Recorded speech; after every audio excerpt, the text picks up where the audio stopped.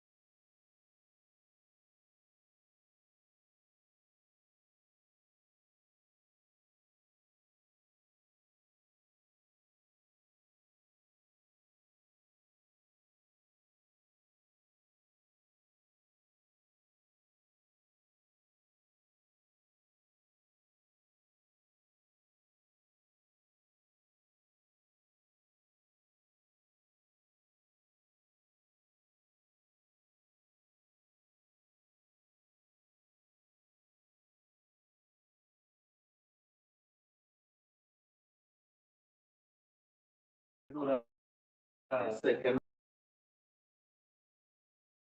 communication behavior is again measured.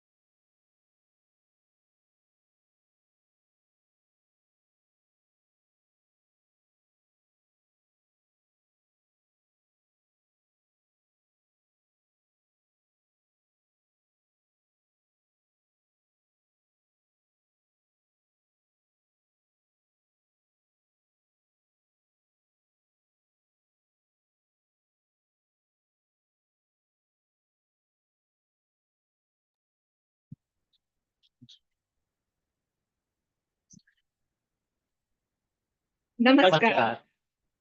Good morning, good afternoon, and good evening to everyone. A very warm welcome to all our distinguished speakers, researchers, students, and participants joining us from India and across the globe to the International Students Conference ISC 2.0 on Fellowships and Education Process, which is proudly hosted by ICAR, Central Institute of Fisheries Education, Mumbai. Myself, Shravani, a PhD scholar at ICAR-CIFE. It's my privilege to be one of your hosts, friends, and I'm delighted to be joined by two wonderful co-hosts today. Hello everyone, I'm Mainathan, a PG scholar at ICAR-CIFE. And I am Saten Singh, a PhD scholar at ICAR-CIFE. Together, as a team of students, under the constant guidance and mentorship of our esteemed faculty members, we are delighted to welcome you all for the today's program. And we truly believe that discussion like this are important for the students aspiring to pursue higher education and research across the world. Before we move ahead, let's take a brief look at the today's conference structure. ISC 2.0 is organized around two themes. Theme 1, Global Opportunities, International Fellowships available for fisheries and aquatic science students. Coming to Theme 2, it is Study in India, Fellowships which are available for international students. To accommodate participants across different time zones, the conference has been scheduled over 2 days. May, could you please take us to day 2? Thank you, Shravani. Day 1 is designed for participants from Western countries. In session 1, our speakers from Western countries will share international fellowship opportunities, application pathways, and their experiences of pursuing higher education and research abroad. In session 2, we will explore fellowship opportunities available to study in India, along with admission procedures and academic opportunities. Now, over to Satyendra for day 2. Thank you, Mavinder. Day 2 is designed for participants from Eastern countries. In session 1, our speaker from Eastern countries will discuss international fellowship, application processes, and their experiences of higher education and research. In session 2, we will continue with fellowship opportunities to study in India, including admission pathways and academic opportunities for international students. Now, we have seen the conference structure. Let us briefly look at the objectives of ISC 2.0.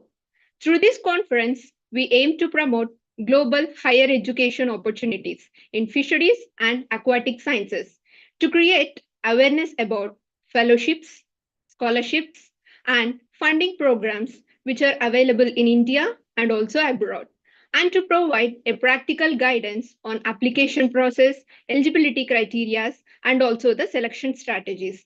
We also hope to create a platform where participants can interact with the international scholars, learn from their experiences, academic journeys, and build a meaningful global collaborations and professional networks.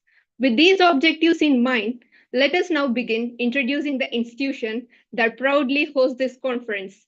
May, over to you. Sure, Shravani. ICAR Central Institute of Fisheries Education, ICAR-CIFE, Mumbai, are deemed to be university under the Indian Council of Agricultural Research. It is India's premier institution exclusively dedicated to higher education in fisheries and aquatic sciences. Adding to that, for over 6 decades, the Institute has been nurturing scientific excellency through PG and PhD programs across 11 specialized disciplines, with its strong emphasis on quality education, cutting-edge research, innovation, entrepreneurship, and international collaboration. ICAR-CIFE has emerged as a global destination for fisheries education, attracting students and researchers from India as well as many countries across the world. And building on that legacy, inspired by the timeless Indian philosophy of Vasudhaiva Kutumbakam, the world is one family. The International Students Conference was initiated in 2024 with the vision of creating a platform where students, researchers, and experts from different countries could connect, learn, and grow together. That's true, Shravani. That vision truly came alive in our very first edition. The overwhelming response to International Students Conference 1.0 truly encouraged us to continue this journey. The conference received more than 1,000 registrations with participants representing 22 countries, making it a vibrant platform for international academic exchange and networking. Amid all that excitement, one of the strongest messages we received from our participants after ISC 1.0 was the need for greater awareness about international fellowship, scholarship, and the pathway to global education. Many students wanted practical guidance, not just information available on website, but real experience from the people who had successfully walked this journey. Exactly, Satyendra. That feedback became the inspiration behind International Students Conference 2.0. This edition has been specially designed to bring fellowship recipients and international education experts directly in conversation with students.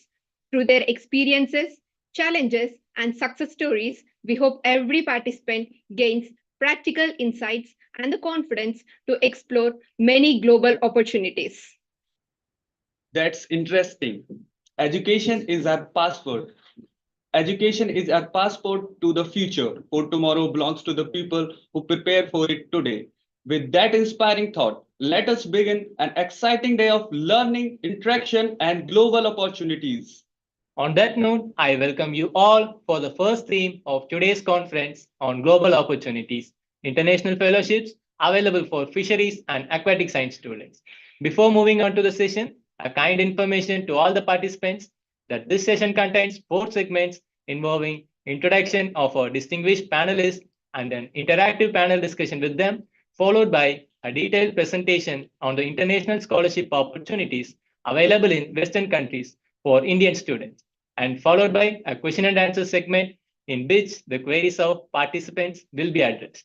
So participants, you are requested to drop your questions in the chat box, and our panel team is ready to answer those questions in the interactive question and answer session. And also an important thing, the feedback form will be shared at the end of the second session. So stay tuned with us. Now we dive into today's exciting discussion. Shravani, Shall we introduce our esteemed panel of speakers for this theme? Absolutely, May. All our participants might have been looking forward to this moment. So, now I would like to welcome our first distinguished speaker, Dr. Shivagurunathan. Studied in Tamil Nadu Dr. Jayalalitha Fishery University and a postdoctoral researcher in Norway. He is a recipient of the prestigious Marie Curie Fellowship, which is one of the Europe's most competitive research fellowship. Today, he'll be sharing his insights on global fellowships and research opportunities in fisheries and aquatic science. We are really happy to have you with us, sir. And May, can you introduce our next speaker? Sure, Shravani. I would like to introduce our next distinguished speaker, Dr. Jersha, who studied in TNJFU and an alumnus of CIFE, and now a postdoctoral researcher at the Hebrew University of Jerusalem, Israel. Ma'am, we are delighted to have you with us today. Satyendra, it's over to you.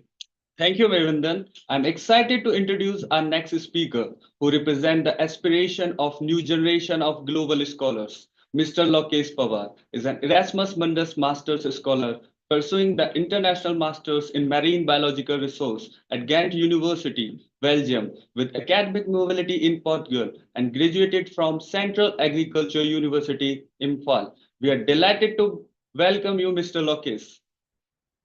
That's great. It already feels like we have an incredible panel representing different parts of the world. Now, it's my pleasure to introduce our next speaker, Ms. Gayatri, who is a PhD scholar at the University of Veterinary Medicine, Vienna, Austria. She graduated from Odisha University of Agriculture and Technology and also Kerala University of Fisheries and Ocean Studies. Ma'am, we are honored to welcome you for the today's conference. Before we introduce our next speaker, I remember a quote: research flourishes when passion meets purpose, and our next speaker embodies that spirit. So I would like to invite Mr. Jack Krishnan Unnikrishnan, who completed his master's in polymer materials science at Martin Luther University, Germany. During this session, he will share his journey of receiving that fellowship, his experience of studying in Germany. Sir, we are delighted to have you with us. Every academic journey tells a story of passion, perseverance, and discovery. And now, introducing our sixth and final panelist for today's session is Dr. Ruchi P. Jain. She completed her PhD through the prestigious Warsaw for PhD program at the International Institute of Molecular and Cell Biology in Poland. She studied in Satyabama Institute of Science and Technology and Dr. NGR Educational and Research Institute, and her research was focused on neurodevelopmental disorders. Ma'am, we are delighted to have you with us today. On behalf of the entire International Students Conference 2.0 organizing team, we extend our heartfelt gratitude and a very warm welcome to all our distinguished panelists. We sincerely thank you for accepting our invitation and for taking time out of your busy schedules to inspire and interact with students from across India and around the world. We are truly looking forward to an engaging and insightful discussion. Shravani, so over to you. Well said, May. With our panel now warmly welcome, let's start our session one, that is panel discussion. My first question is, today, all of you are pursuing your dreams in different parts of the world, but every journey has a starting point. Shiva sir, was there one defining moment when you first thought, I want to pursue my higher education or research abroad? Hi, good afternoon, everyone. It's nice to be here in this panel again. It's been a year. I was there for the last session when we had the first international conference. At that moment, I was in India and I applied for this postdoc, and now I'm in this postdoc, so I can be happy to be here again. And for happy to see a lot of participants as well here. I hope all the speakers who are gonna join after me, welcome to you guys. And because we all having a different pathway to go to different places, and we were joined at different time period, so I think the answers from everyone gonna be different. So people here just take it in a rational way, and you take the positive points of what we were discussing here. So yeah, the first question I was like a little bit, wow, I want to pursue my higher education. What one defining moment? So I have to go back to 2018 because I joined in Spain for my PhD program. and it was a Marie Curie PhD program. So before that, I was in SIFI. I was doing my master's. The defining moment was when I was happily doing my work, most of the things with my friends, having fun, because like we were having a lot of fun in my masters and going around. And suddenly, one point of time, like my friends were like selected being a scientist, and they were like leaving one by one. And I was like, wow, so everyone is getting their own way to go. So at that moment, I was thinking, okay, I have to go for the next step of my career. And in that way, one of my senior, he was like, okay, Shiva, I'm going to do my PhD in America. And then he left. And then he just asked me from there, like, oh, Shiva, I want to join because we were like to get some people here. I was like, okay, then I applied for it. Unfortunately, there is no funding, and I couldn't go there even though I got accepted in that university. Then I was like, okay, then I was a little bit working on my PhD program, which I joined in SIFI. Then I started my PhD. And then woman was like, there is a call, which is from Spain. And they asked like, Shiva, I remember that you are working with this particular topic in your master's. So there is one advanced project program was going to happen in Spain, which is related to your master's program, but you have to come up with an idea. So that moment made me like, okay, so now I have to go for my career thing. Then I sit and work on my stuffs. Yeah, that's how I entered into this Marie Curie fellowship for my PhD in 2018. So that moment was my changing life, that one call on that day. Yeah, That's truly thank you. inspiring, sir. I think many students believe there is one perfect moment that changes everything. But sometimes it is simply a conversation or an opportunity that plants the seed. Jarisha ma'am, was your journey similar, or did something completely different inspire you to pursue your postdoctoral research in Israel? Hi. Hi, ma'am. Um, so for me, it was not very particular. So I always felt that when people went outside to do a PhD or like an exposure program or a postdoc, their view changes, the way they do research changes. So that always inspired me, and I finished my master's in CIFE. I did my PhD in CIFE with DST Inspire Fellowship. So after that, I came to a point like, okay, let's think what to do next. And during my research, I felt that I am more inclined towards basic research rather than applied research. So I started looking for opportunities to do basic research. So I started searching for labs. I applied many places, and I applied to the current lab with a particular fellowship called Azraeli Fellowship, which I did not get. So then I said, okay, this is a closed door. Let's look elsewhere. But then after 3 months, the professor from this place contacted me again and said that he has a project and if I'm still interested to do a postdoc with him. So that's how I got my postdoc, and I'm in Israel doing it now. That's interesting. It reminds me a quote by Walt Disney. All our dreams can come true if we have the courage to pursue them. Friends, if studying abroad has ever crossed your mind, so type yes in the chat box.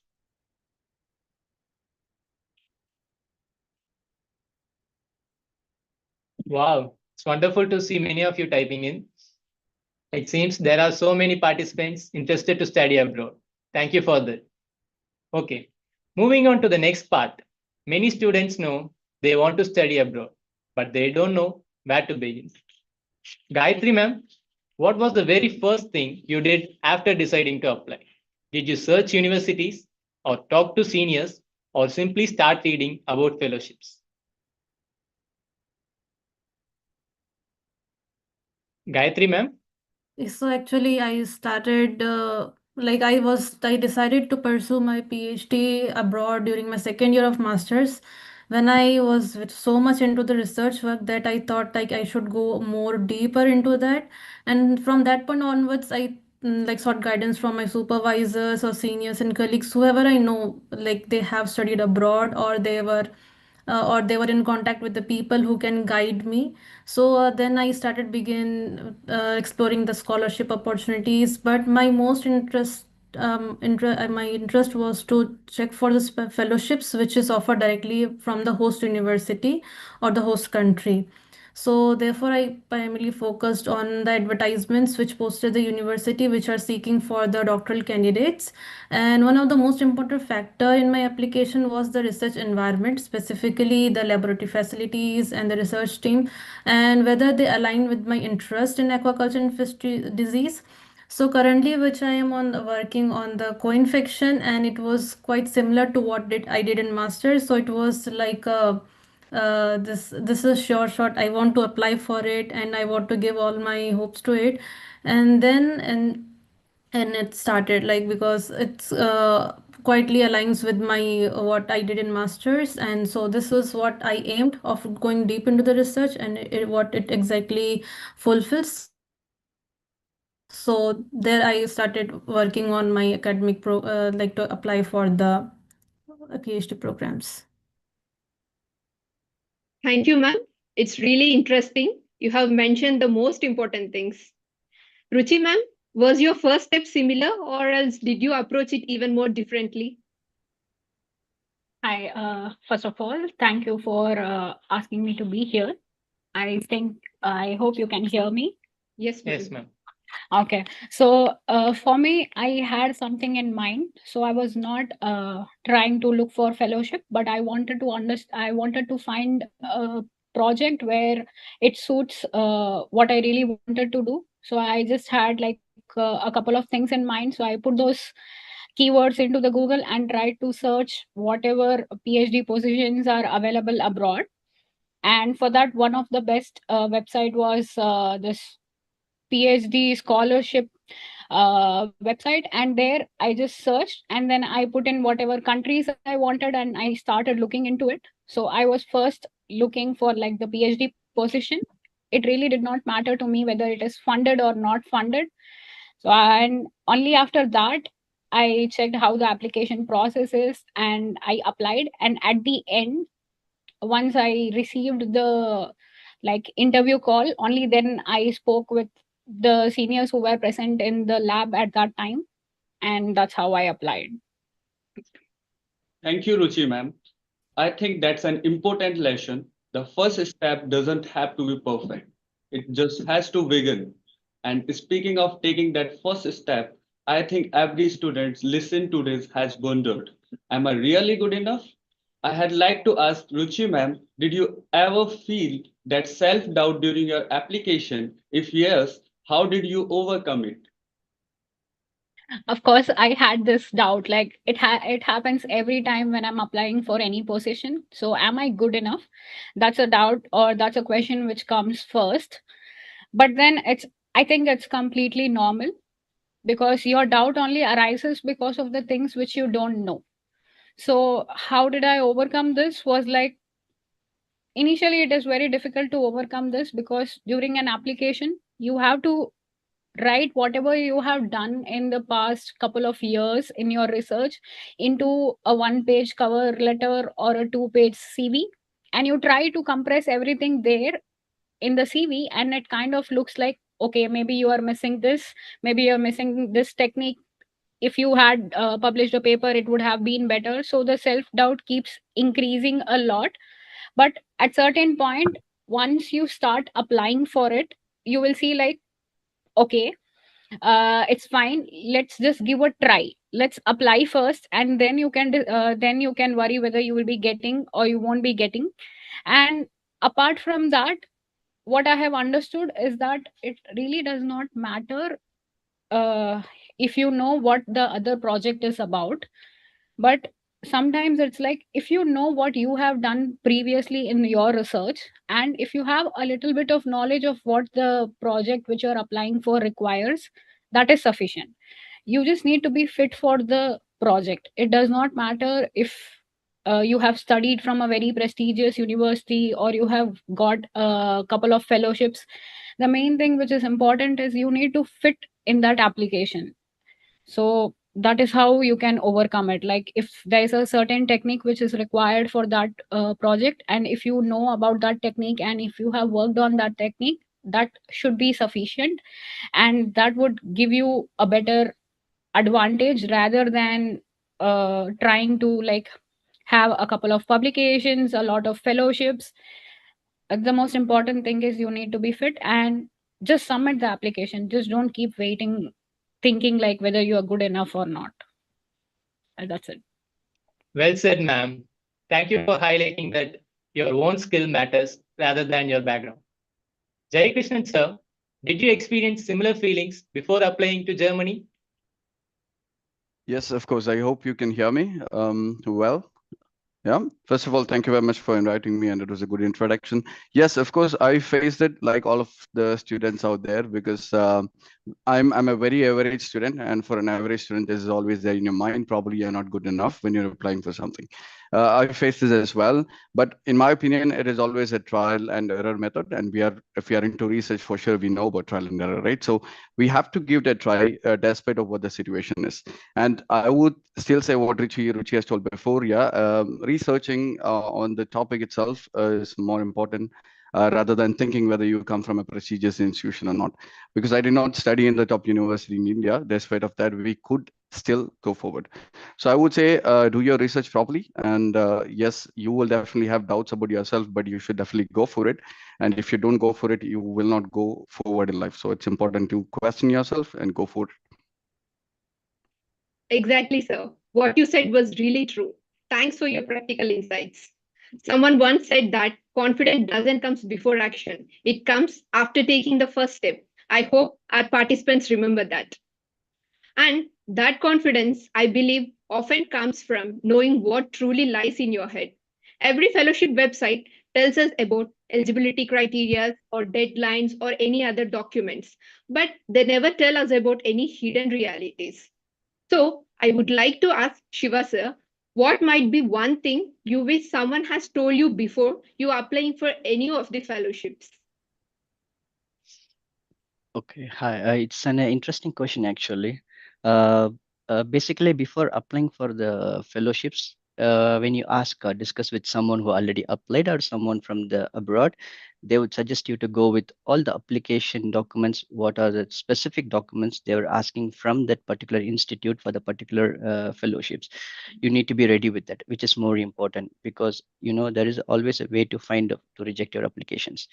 So you have to be very careful with your application forms and the documents that the institute wants. So you be ready with that. So in case if I will remember, like we can like even no one says to you, you will be automatically you'll be looking into as a, and you'll be arranging all the things. But what I would say, like what if someone would have told me after the international fellowship, that's much matters for me because you have to know how independent you to be there in the new places. And after you finish with the fellowship, what are the possibility of the risk factors and what are the contingency plans that needs to be said, because while applying application forms, the thing is you have to be ready for all the things with the documents. That's more important thing. So yeah, I would recommend the question can be like what you should have said to someone who should have said to you after the international fellowship, because it's always a crazy thing to do. Like, okay, 4 years you applied, you come, and after 4 years, what you will do? So that's more important here. Or yeah, that's what I would say.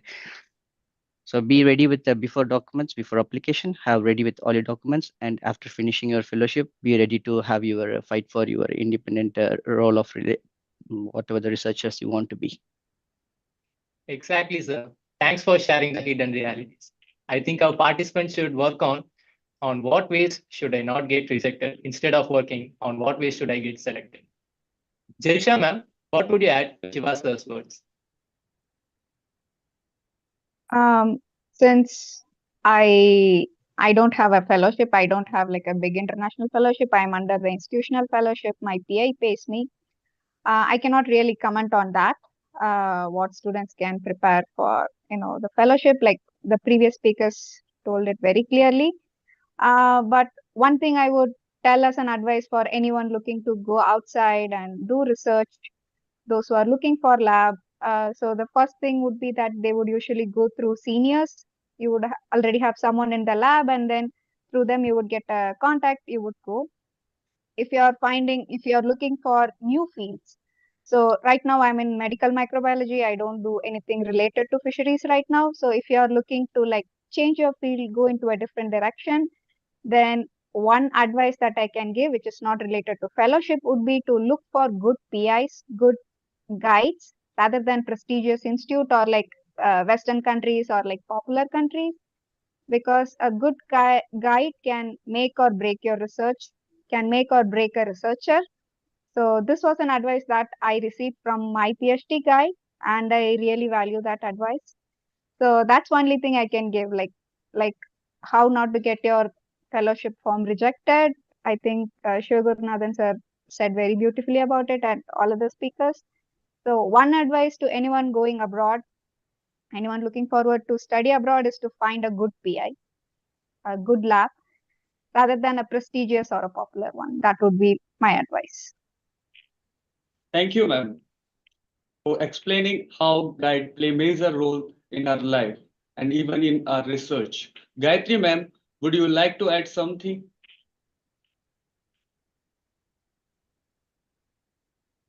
I would completely agree what the previous researchers they said is quite this actually what it should be. Like about the guide and the life after you go once abroad. And so I would like to just add that whenever you get an application, there is like some time gap. They give some time gap, and you should utilize that time to know what is how the laboratory and supervisor works.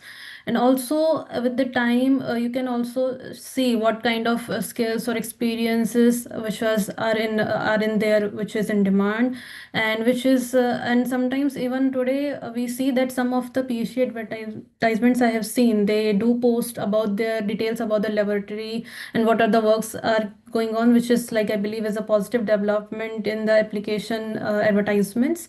And yeah, lastly, that would be challenges beyond academics would be there. There would be new country, you have different culture, and there will be a lot of administrative tasks, like the more than what we have doing like application and visas you would be doing here. There are a lot more administrative tasks.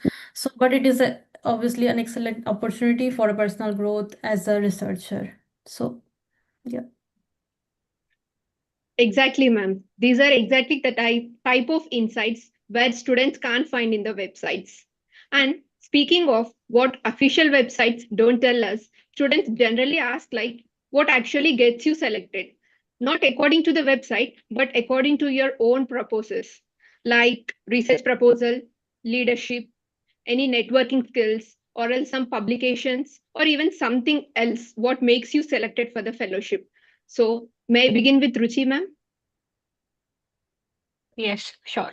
So, similarly to the other candidate, I am also like being paid from the institute directly. So I don't have I mean, I did not have a fellowship when I was doing my PhD. So I really did not have to write a research proposal at the first place. I had to write a strong cover letter, which is important. And I feel like in PhD, they are not looking for leadership quality. Like they don't want a leader in PhD, but they are looking for someone who is a learner, someone who can like learn things efficiently, and that's one of the qualities they are looking at. And in terms of networking, I feel like networking matters when you are like writing a kind of like you are applying for a fellowship where the host institute has to like also you have to like speak with the supervisor, like potential supervisor in the host institute. So you definitely need to have some networking skills. Sometimes publications are like a plus where they're not asking for a lot of publications, like just a couple of them should be sufficient, because mostly publications are the only proof that whatever you put in your CV is really like actually did you do it, or is it like just for like you just randomly wrote some stuff in the CV. So publication is kind of a plus. But coming back to the research proposal, I would not say that it's not important just because I did not have to write it. But the main thing which is there in the research proposal is for the I mean, like for the person who is reviewing your application, is for them to understand whether you really understand the research which you're talking about or which you are applying for, whether you have sufficient knowledge about the current trends and the research gap, and how do you come up with the solution to the problem. So all of these things is what you put in the research proposal, but what they also look is how well you are able to communicate your let's say how well you are able to translate your thoughts into scientific language, and how well you can convince the other person that whatever you have mentioned, whatever proposal you are putting forward is realistic, whether it is possible to do it, or you just having some uh, huge dream or unrealistic ideas. And the other important thing is like what you put in your research proposal is basically like what kind of techniques which could be like used, so they will get an idea whether you have knowledge of things or not. So I can't say that one of the things which are mentioned here is important, but they are like a set of things which are important. So I can't really say like one single thing which is important. But so just in case if you are like in a current place where you are not really very good at writing, or you don't want, or you are not like confident enough to write a good research proposal, I would say that you can also look for fellowships, like not fellowships, but fully funded PhD projects. So there are a lot of fully funded PhD projects where the money is there, the project is already planned. You just need to like write a cover letter, give a CV and things like that. And if you are a good fit, you will be selected. And that is how I got my PhD position. And that's the way I even got my postdoctoral position. So I think not to just focus on fellowship because they are very, very competitive, but you can also look for something which is already funded. And there are a lot of opportunities in Europe for that as well. Thanks. Yeah, what you said was exactly true, ma'am. Our participants should look on what they want to do and what they are doing currently. Mr. Lokesh, would you agree with that? Or do selection committees look for something much deeper or specific to anything? Okay, hello, hi. I'm really sorry. I am traveling, so my voice might get cut in between. I hope. I mean, it depends. If you are applying for masters, I personally think they do not ask for research proposal or something like that because it's a coursework. Of course, for PhD, you need to have greater knowledge about writing research proposal and how your research is related to the topic you are applying for. Even your master thesis, how is it related? But if you are applying for masters, I think the most important thing is your coursework which you did in bachelor. How is it related to the master's program you're applying to? And why I really want to go abroad? Like, is it just for fun, or is it just for, I mean, real research, or you want to do PhD after that? You need to have some certainty, some clear plans of yours about yourself. So I think that is important. Of course, leadership, networking, publication, like, so networking, I would give you a small example. LinkedIn, I use LinkedIn a lot to and my motivation. I to send that motivation to the alumni who were already part of the program. So they reviewed my motivation letter, and it gave me so many feedbacks and stuff, which like literally I think one of the factors my application in positive way. So networking comes there. Publication, I don't think for masters you need to have publication, but of course, if you have some publication beforehand, it serves a lot.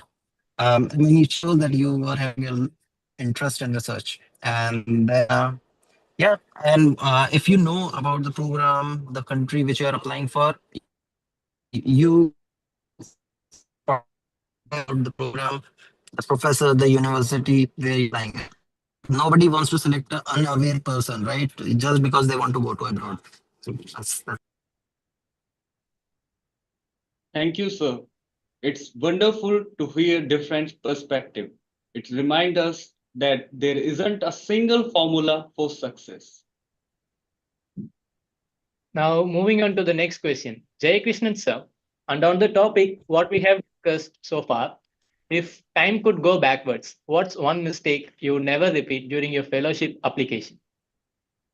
I personally think one of the mistakes I did was not taking enough time to review the application. So I would strongly recommend start early as possible, put in enough amount of time. So you can also read back your motivation letter back to back again and again so you can correct it.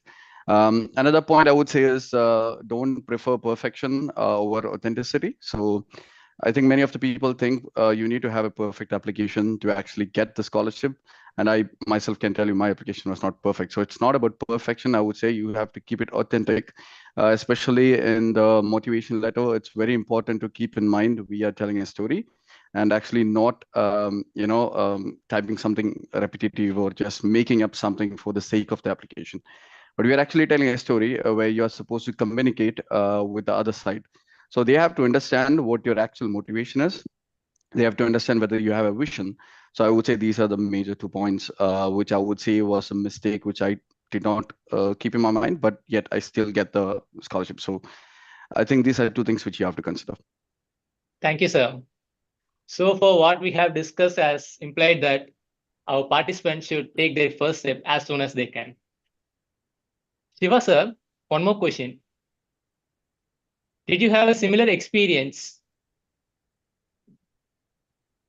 Yeah. Okay, actually, with my PhD, it was quite smooth and easy because it's my first try and I could crack it. So I never gone for a different kind of applications at that time. Apart from like the Mississippi, I applied for the USA one for PhD. It's also like I just directly asked them and they were okay to take me, but I don't have a funding system at the time to get inside. But the second one was the Spain, so it was very important to how you prepare your applications, like the previous question, like research proposals and networking is super important. So these kind of things are quite important when you are having for it. So I couldn't have any trouble at that time. But once I finished my PhD, even with the Marie Curie fellowship, the next thing I want to, what is the next step I need to do? So I try to apply for many things, many positions around Europe, only in Europe. So at that moment I was trying to apply. Then I found that one mistake I was doing was I'm randomly throwing my applications everywhere. So sometimes I missed some of the opportunities which is much closer to me, and I didn't put enough time to focus on that one. So that's one of the mistake I did. So I remember that after some particular time period, I was like, oh, okay, I was doing something mistake. Then I started to focus on only one particular application for almost like in 6 months or a year. So that's how I entered into my postdoc, which is also a Marie Curie fellowship. So that's why I can focus on one thing. So when you are trying to apply for something, I know you can apply for many positions, but try to focus on which you need to get into it, which is your more interested one. Keep that was in your preference. Keep it as a type A, and you just focus on them. And remaining applications at type B, just as a contingency plan, and don't put more time and efforts by focusing on it. Sometimes you can get type B, and if you're interested still to go with that one, just go for it. But you should be more specific and you should be more interest of what you want to do and focus on those applications and put more time and effort on those applications. Yeah. Exactly, sir. What you said was 100% true. We can say that mistakes aren't failures. They are often our greatest teachers. And speaking of the things that test us, interviews are often the most stressful part. Jerusha ma'am, can you remember one interview question that completely surprised you? Yeah, so this was a short postdoc that I was applying for. I did not get it, but I went till the interview stage. So after asking me about my work, and they asked me some questions about the work that was going on in their lab, they asked me to elaborate about other research activities that go on in my lab. It's not just like what you do in your lab, like what other work happens in your lab. They were like, okay, so this work happens, that work happens. Can you elaborate on it? So they were actually looking for team players who can collaborate with others, who can do different research or like coordinate in different research projects, which was like, it took me by surprise. So yeah, that was one interview question that was really surprising. Thank you, ma'am. Seems interesting. Participants, if interview makes you nervous, don't worry. You are certainly not alone. Exactly, Satendra. Moving on to our next question.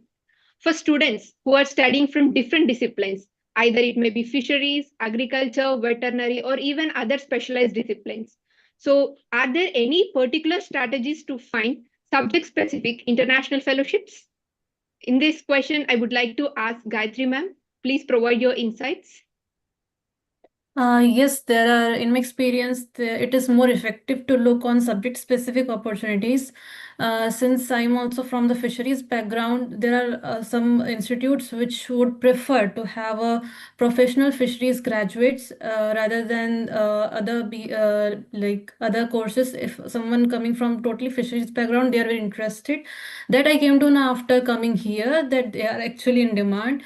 So, and these disciplines are advertised on as a like as a mostly they're advertised at a part of a research project. Like there we don't have to write any kind of proposals, but there already projects are there, and there it would be mentioning that they want somebody from like aquaculture or health and different disciplines they would be mentioning, and obviously they would be preferred. And then you can check on the regularly in the different university websites and pages like your access also. I find it more a better one which can be helpful, and LinkedIn is also there. And whenever you are going to, I would suggest like whenever you're going to conferences or you're attending webinars and professional platforms, and try to connect with the people. Like many a time when I was talking to my seniors, I got one experience of my senior, I would say, that the senior attended one conference, and he had a conversation with one of a good scientist, and then they like he was in a regular touch with that person, and he would write mails, or like he would like to have some conversation if he is doing some works, and he would like to have a conversation. And after some point of time, like he was by himself, the supervisor called him for the project in his university. So this is how you build a communication and open the opportunities for yourself. So and also I would like to like focus on things like first your area of interest, and you should find that research groups. So this is how he tried, and I would suggest the same. Actually I also tried, but I didn't go like I got beforehand. So and often the opportunities are in the specialized field rather than and in the specific projects rather than broader scholarship programs which are more competitive. So it's better to track on something which is more specific to your work. That would be better. That's great, ma'am. I hope it will help to many of the participants who are listening today. Let's move beyond the application. Mr. Locke, what surprised you the most after reaching your university? Was it the classroom, research culture, people, or even the weather? What's your view on this?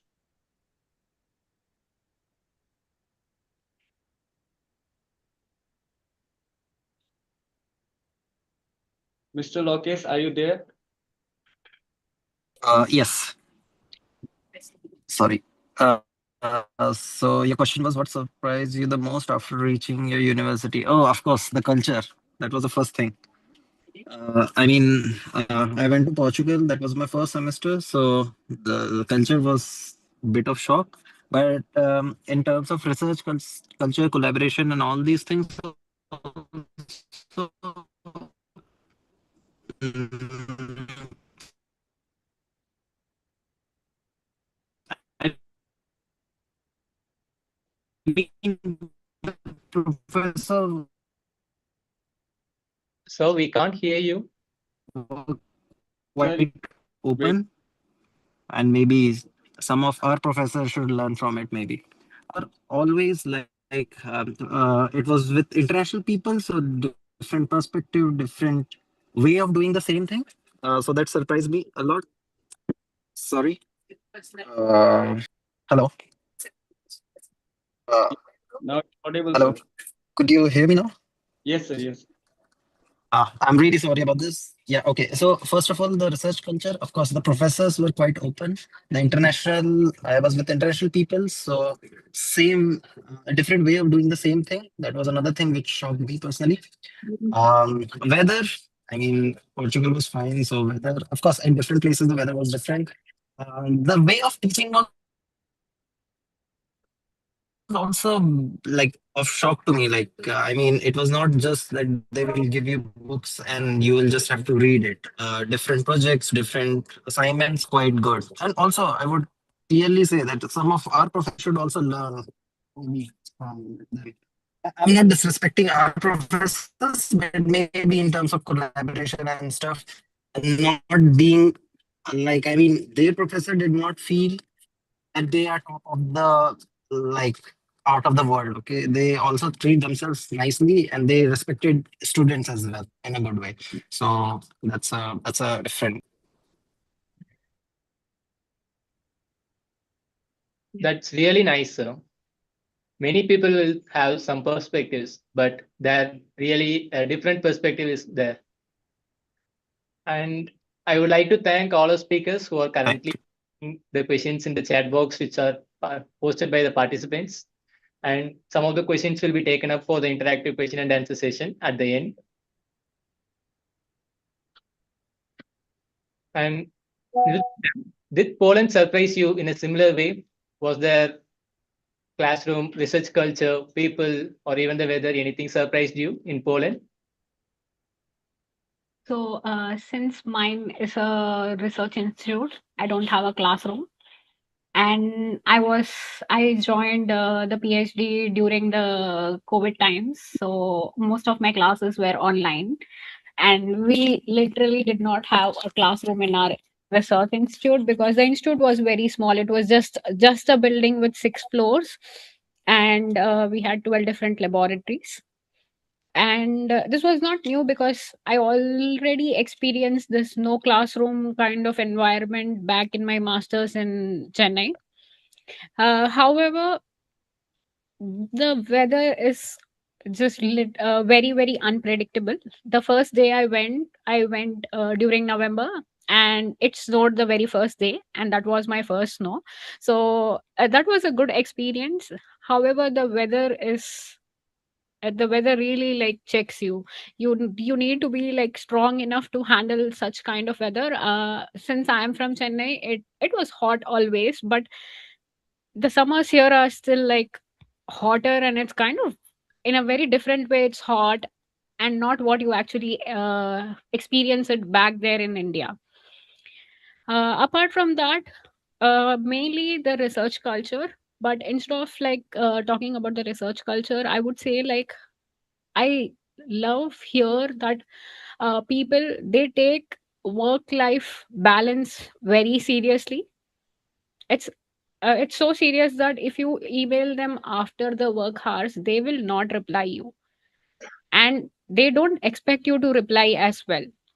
And apart from that, they are also very very particular about their weekends, so you cannot disturb them. Because recently I heard from one of my uh, seniors that they were working in a different country, and they were working during the weekends and during after time. So there was an issue within the lab, because they were kind of creating that person was told that he was creating a hostile environment by coming to the lab during the non lab hours. And because of that, it would put pressure on the other students, and that is not what they want there. That is not their culture. So you really need to like respect the culture in a way that you just don't like keep working in the lab whenever you want. There are like specific times, and that was very interesting because you know how the situation is in India. You just keep working day and night, you keep working as much as you can whenever you can, which is not truly healthy. So that was one of the research like cultural shock. And apart from that, as the previous speaker like already mentioned, that here everyone goes with the first name basis. let it be the director of the institute or even the person who is like a technician or something like that. We all go with like first name basis, and because of that there is no this awkward hierarchy kind of problems. And also it kinds of like puts a perspective where you just mutually respect each other and treat each other as equal. And that is something which I don't think that it is ever going to be possible in India to reach that. But that kind of environment is actually good for you to while doing research, because you just don't have this kind of hierarchy issues and other things, and you can actually focus on the work and finish your PhD, and that's why you are there. So yes, that was my experience. Yes, ma'am. Seems that you have faced different experiences in the Poland, and thanks for sharing us. Jai Krishnan sir, anything that still makes you smile when you think about your first week abroad?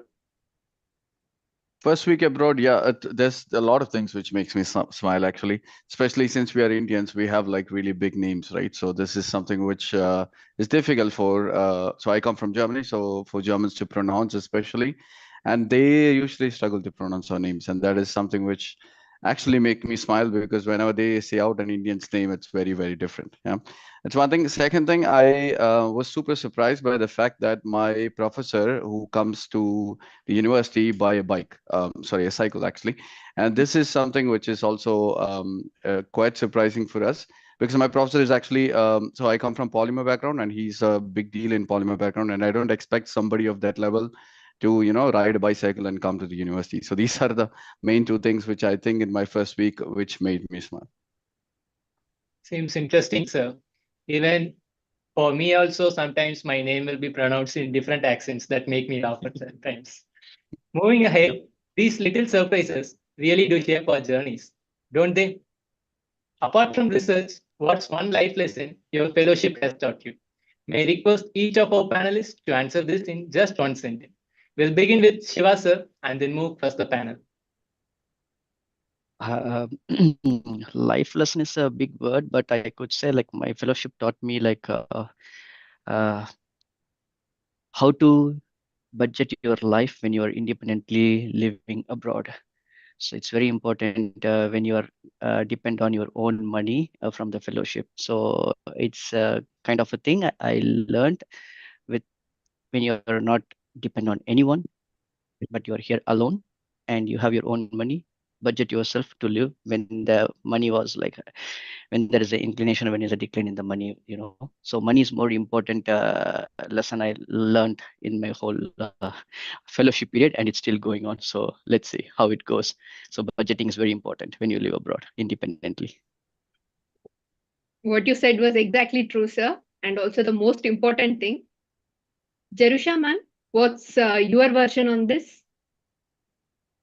So for me, it's not very practical, but it is sort of a bit philosophical. So during my PhD in ICAR-CIFE, during my PhD, I faced a critical research problem within my PhD, and I couldn't really figure out. So I had two options: either to go behind it, spend a lot of time, maybe I'll find an answer, or just wipe it, just put it under the rug and say nothing really happened and move on with my research question and finish my PhD. But then I chose to pursue it, spend time on it, then get some ideas what could be happening. I had a very helpful guide there for my PhD.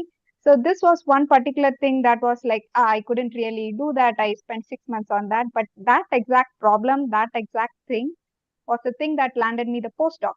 So when I applied for postdoc, the current PI asked me why you want to pursue this, you're shifting field, why you want to do this. Then I said, during my PhD, I faced a problem like this. That's why I want to understand the phage biology.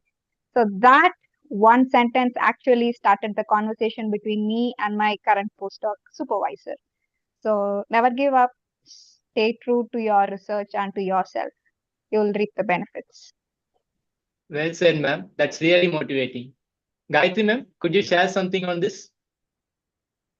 Exactly. It's not more of a, it would be like more of a patient and perseverance, which I learned throughout this time period, because many a times I feel like I'm losing patience, and if I didn't work it out now, it will not happen. And I was like it this time period taught me how to be more patient, and to look at the problem in different views, like different perspectives, and also to communicate with the people whenever we are facing a problem. It's also good to like have a conversation, and it would make it more easier than struggling all by myself. And that was the most important thing. And yeah, I hear the live, and there are a lot of live lessons it would be there when you once step outside your comfort zones. So this was the one most important thing I learned, to have more of patience and to be calm minded while doing the things. That's a beautiful takeaway, ma'am. When you are saying I could relate it to me, I'm experiencing each it in my every year of the PhD. I think every answer deserves to be written down. With these thoughtful notes, we'll conclude this segment with a question that I believe everyone here is waiting for. Ruchi ma'am, imagine a student attending today's conference hopes to apply for any international fellowship next year. So, if you could give one piece of advice to him or her, what would it be? So, my only advice would be like, as Jay Krishnan already said, do not try to make or try to wait till your application is going to get perfect. It is never going to get perfect. So just apply. Don't keep spending too much time on that, thinking that okay, this needs to be perfect, this needs to be perfect, this needs. The more you spend, the more self doubt you will have. So just apply, and then you can see what can happen. Of course, you need to make sure that all the aspects are covered, everything is there, your all the documents, everything is perfect. But don't keep waiting that whatever proposal you have written, it has to be like out of the world perfect kind of thing. It is never going to happen. You're just going to keep fretting over it and stressing yourself out. That's all. Thank you, ma'am. Jai Krishnan sir, what's your view on this?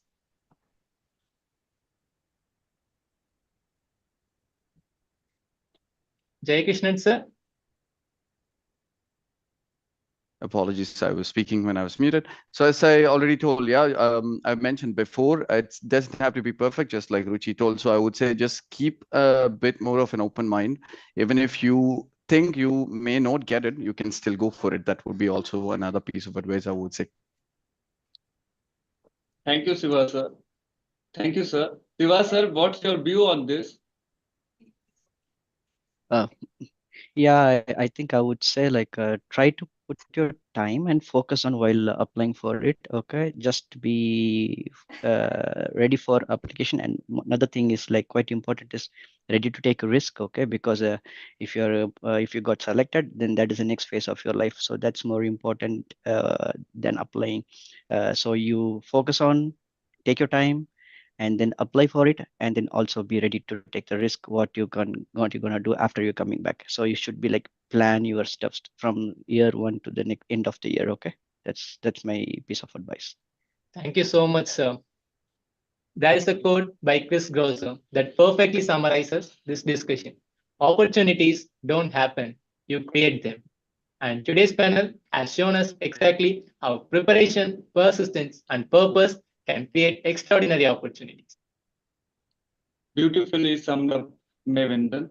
Friends, if you have been inspired by today's discussion, we had love to hear from you. Tell us in the chat box which fellowship or country has inspired you the most so far.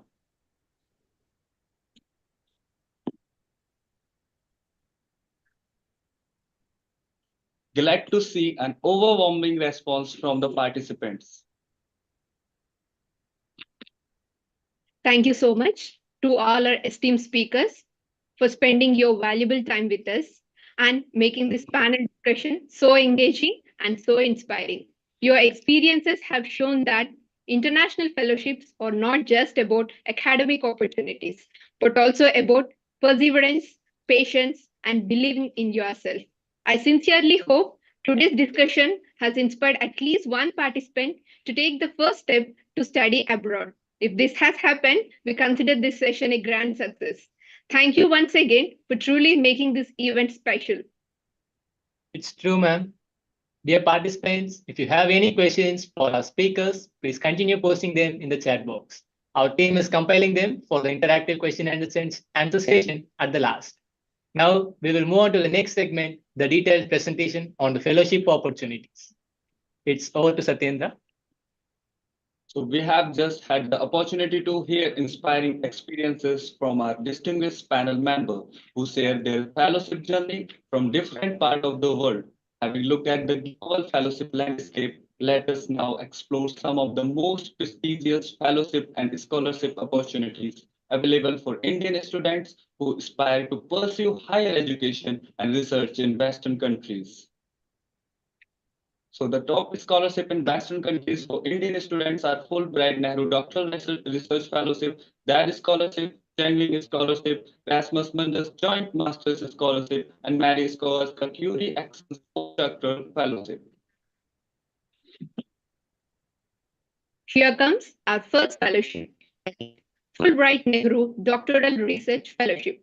It is offered by United States of America, which is a fully funded scholarship. It is specially designed for Indian PhD scholars who are already registered at the Indian University and wish to conduct 6 to 9 months of research in the United States. The fellowship provides a monthly stipend and also round-trip economy airfares, health insurance, and also support for tuition or affiliation fees. And the application portal generally opens on February and the deadline is July of every year. And next comes is the DART scholarship offered by the German Academic Exchange Service, Germany. It is also a fully funded scholarship for both masters and PhD students. The monthly stipend is approximately $1,600 per month for PhD and $1,100 per month for master's program. It covers tuition fee waiver at German public universities and international airfare and comprehensive health, accident, liability insurance. And the applications usually close around 21st October, and the candidates should identify a supervisor and submit their research proposal beforehand. Next is the Chengling Scholarship, is the flagship global scholarship program offered by the United Kingdom and is a fully funded. The scholarship supports 1-year master's program. Scholars receive a monthly stipend of approximately $1,800 along with the full tuition fees, return airfare, visa expense, and health surcharge coverage. Applications generally open in early August and close in early October. Chengling also require recipient to return to their home country for at least 2 years after completing the program. Next comes the Erasmus Mundus Joint Master Program. It is funded by European Union. It is also another prestigious, fully funded opportunity. Students will be studying in 2 or more European countries during the entire program. The scholarship provides approximately $1,600 per month with full tuition waiver, travel allowance, and also the health insurance. Application portal of this scholarship usually opens in October and remains open until January. And the next is Marie Curie Actions Scholarship. It is popularly known as MSCA, and it is funded under the Horizon Europe program of the European Union. These are fully funded postdoctoral fellowships intended for researchers who have already completed their PhD research. And researchers will receive approximately $6,800 per month, along with additional research funding, mobility allowance, and employment benefits is also there. And applications generally open in May and close around the first week of September every year. Next fellowship is the Massive Scholarship, offered by the Ministry of Foreign Affairs and International Cooperation, Italy, is another fully funded program. It supports both master's and PhD students. Recipients receive a stipend of approximately $1,029 per month, tuition fees waiver, airfare, and health insurance. Application usually begin in May, while the deadline is generally around 26th March, depending on the academic cycle. Next comes to DTU Aqua PhD Fellowship, which is offered by Technical University of Denmark, particularly its National Institute of Aquatic Resources. It is also one of the fully funded PhD fellowship, especially attractive for students in fisheries and aquatic science. This fellowship provides approximately $5,200 per month. It also covers tuition fee, relocation support, and access to Denmark healthcare public system. Unlike most scholarships, applications are accepted whenever vacancies are announced, and deadlines vary with each position. And the next is FCP Doctoral Studentships, and it is funded by Portugal. These are fully funded PhD scholarships across all scientific disciplines.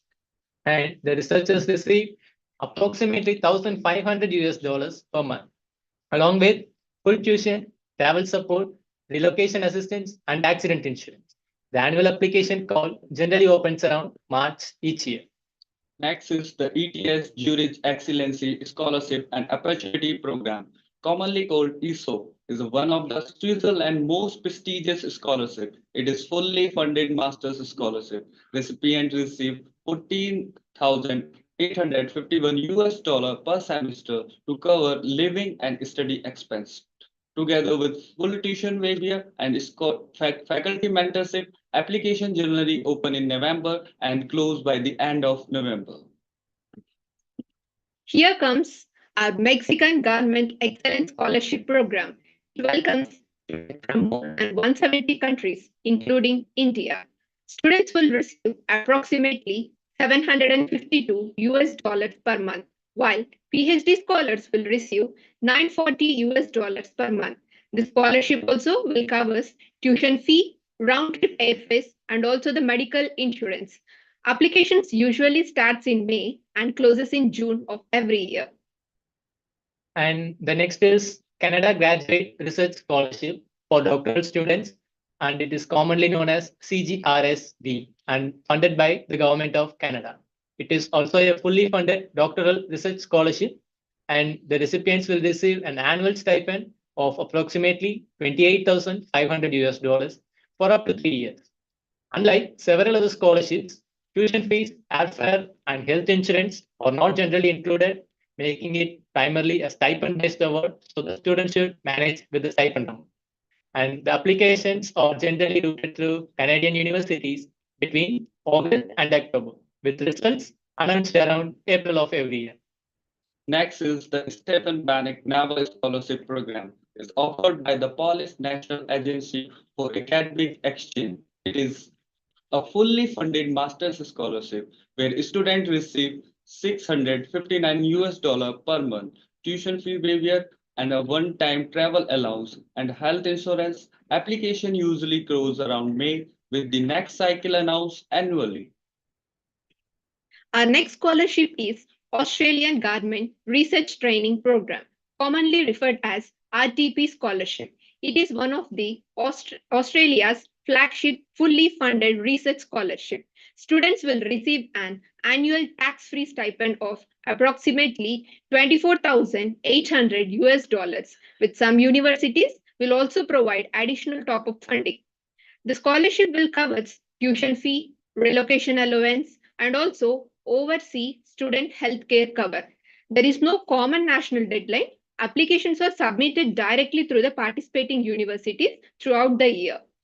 Next is the French Excellency Eiffel Scholarship, funded by the French Ministry for Europe and Foreign Affairs. It is a partially funded scholarship. Master's students receive around $1,372 per month, while PhD scholars receive approximately $2,400 per month.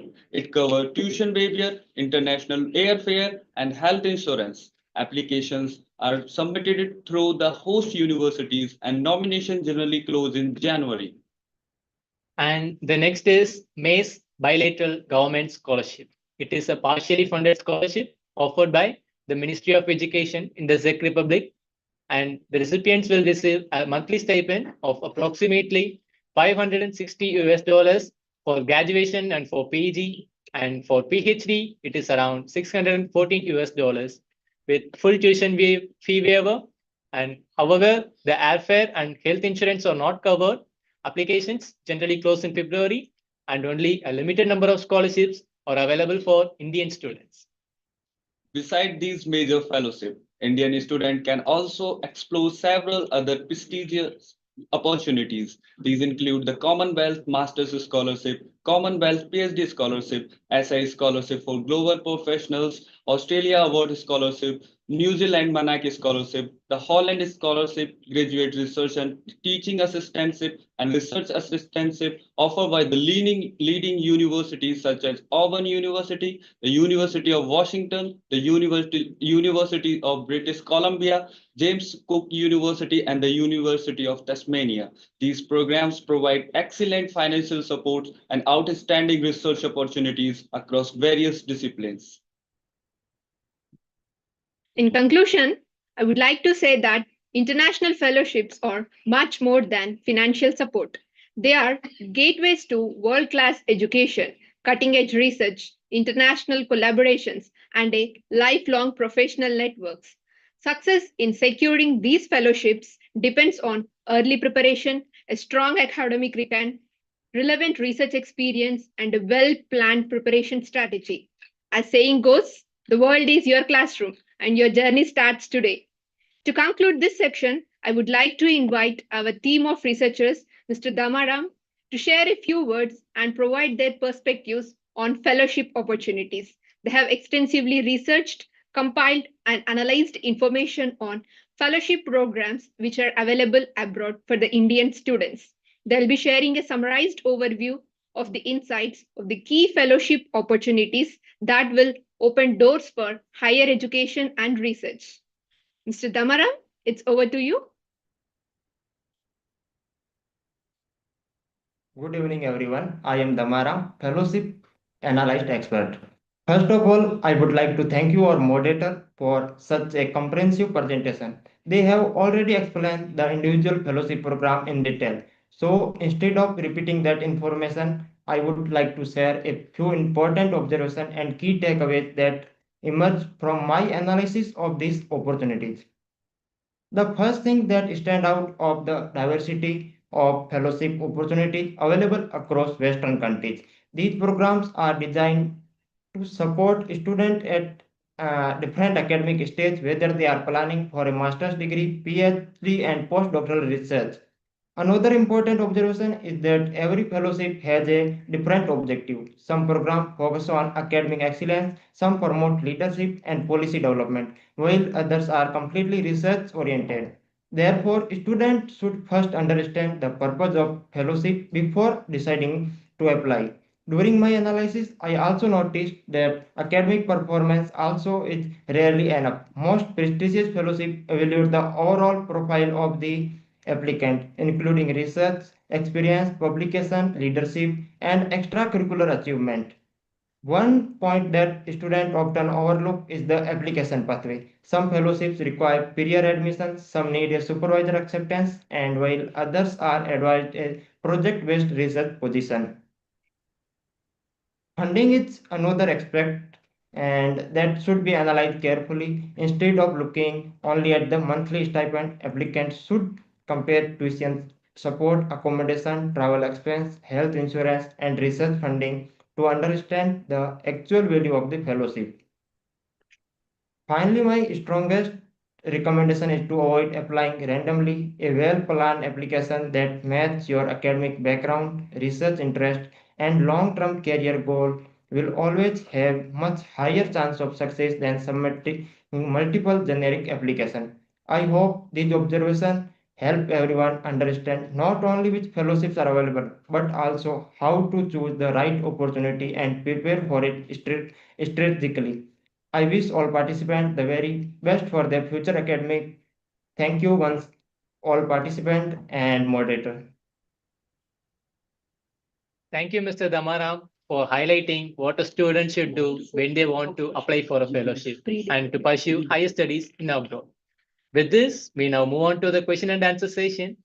Participants, you are invited to submit your questions in the chat box. And we have received already so many questions. Please continue posting them. And our distinguished panelists will address your questions and they'll share their insights during this session. I request our panelists to be ready for the question and answer session.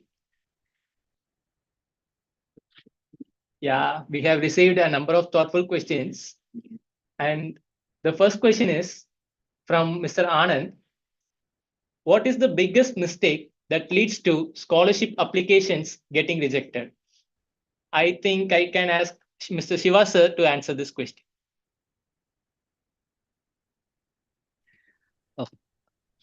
Thank you. It was a nice question. I think previously I could remember what I said. The biggest mistake was like putting effort on randomly, applying for all the applications. Instead, you focus on what you want and what you're interested. So that's more important point, that you just not throw your CV and motivation letter, because you can't get motivated in all the applications.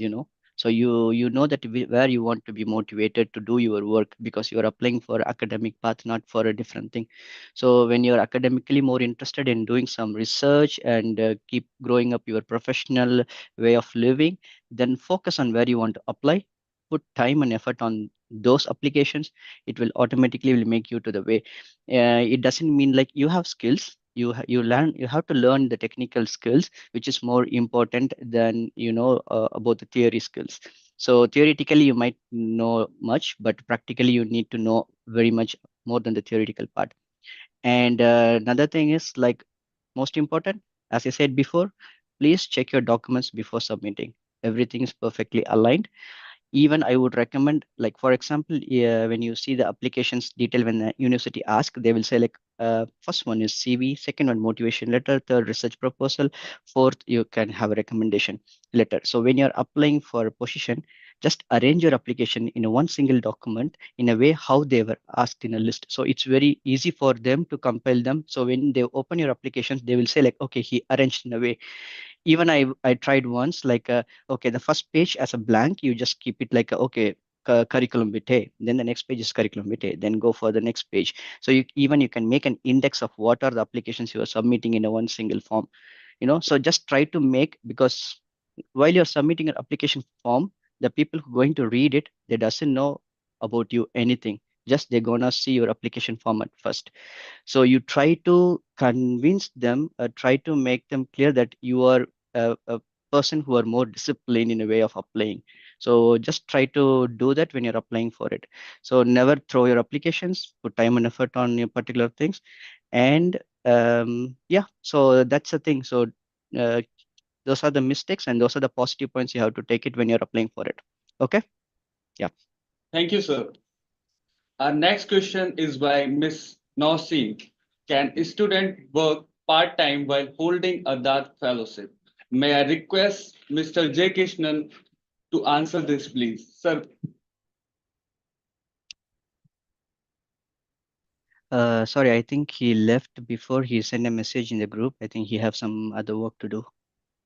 Okay, sir. Yeah. Sorry for the inconvenience. So we'll move on to our next question and answer session. Here comes our next question by Mr. Athik. Can fisheries students apply for the Warsaw for PhD program?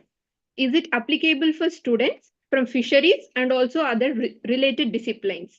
So I would like to request Ruchi ma'am to please respond for this question. It's a good question, but I think like we don't really have anything like directly related to fisheries and aquaculture.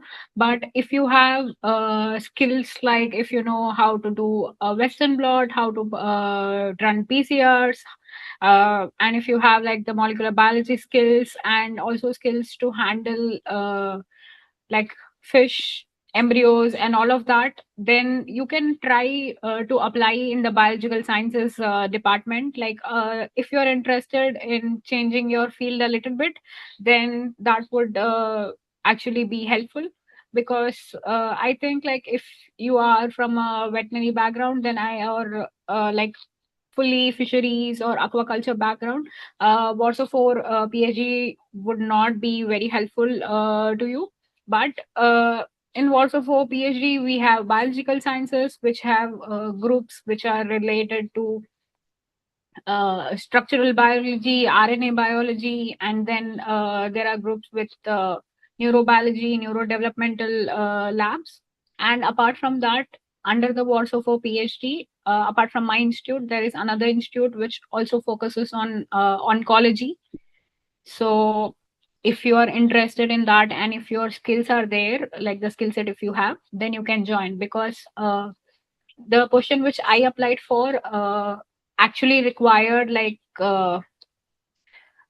wanted a PhD student who has experience in zebrafish, but it's not necessary. So I had experience in zebrafish, and that was helpful for me. But my other colleague who also joined in the same project, she did not have experience with zebrafish at all.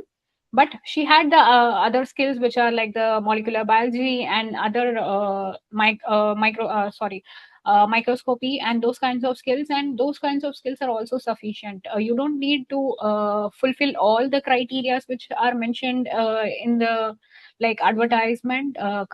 When it comes to like what the skills they require, you don't need to fulfill all of them, but some of them, if you are good at it, that is sufficient as well. Thank you, ma'am, for providing us a beautiful takeaway. Here comes our next question by Mr. Kalai Selvan. He is asking that what should a student do if the fellowship period ends before their research is completed? So may I request Jerusha ma'am to share your insights on this?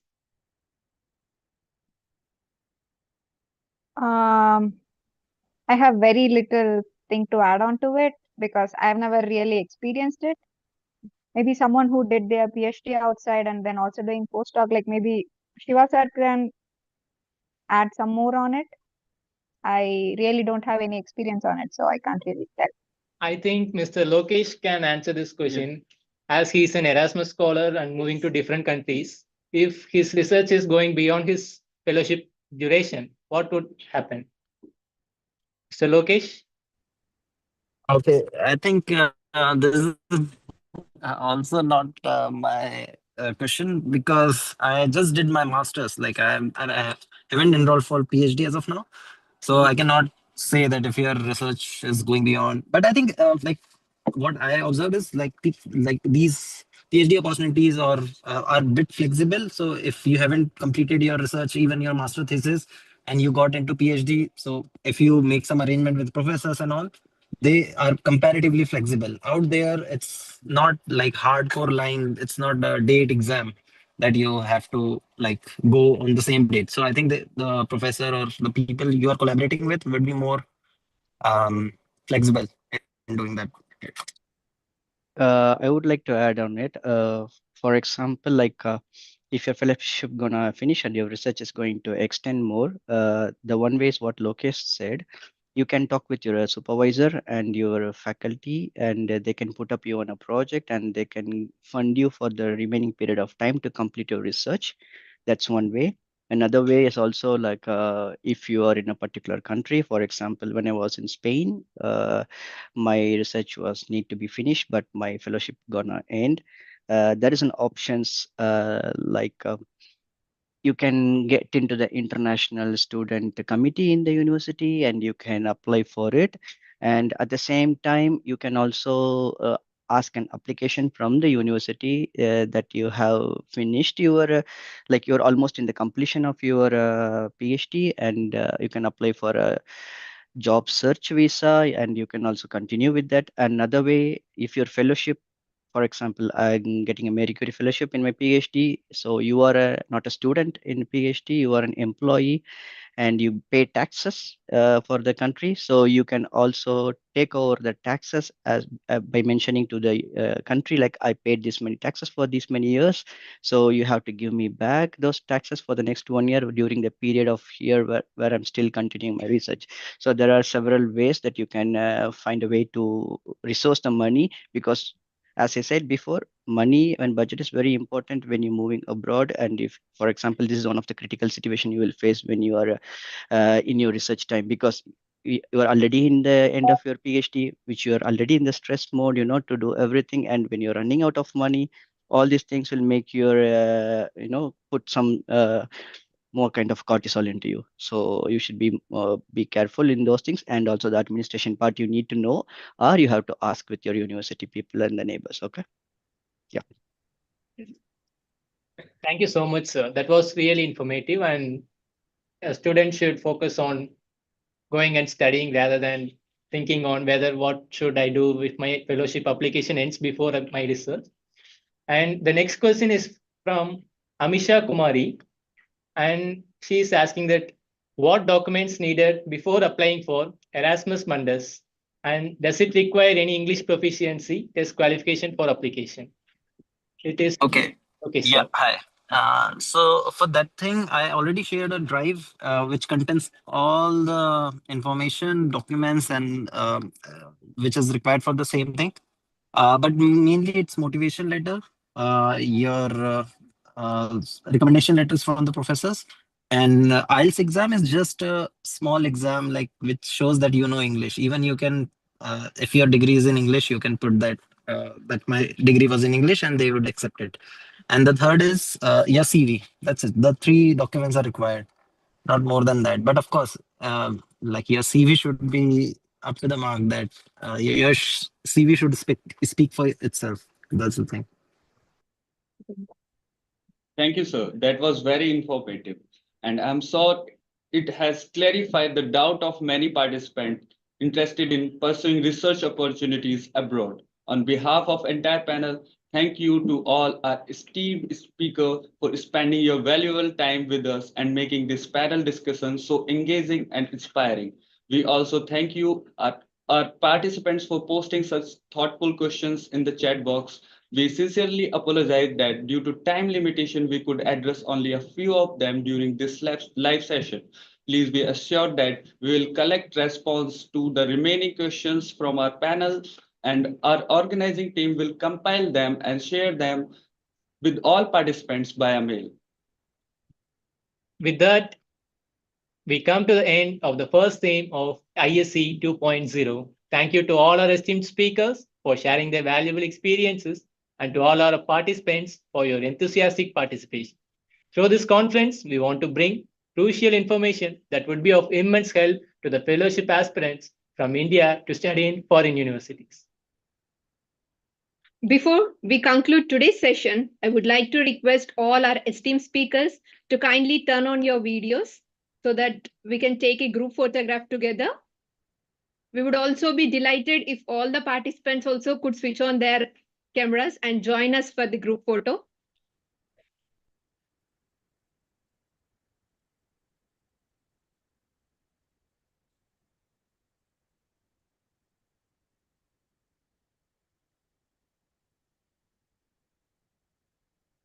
Participants, try to switch on your video so that we can capture one group photo.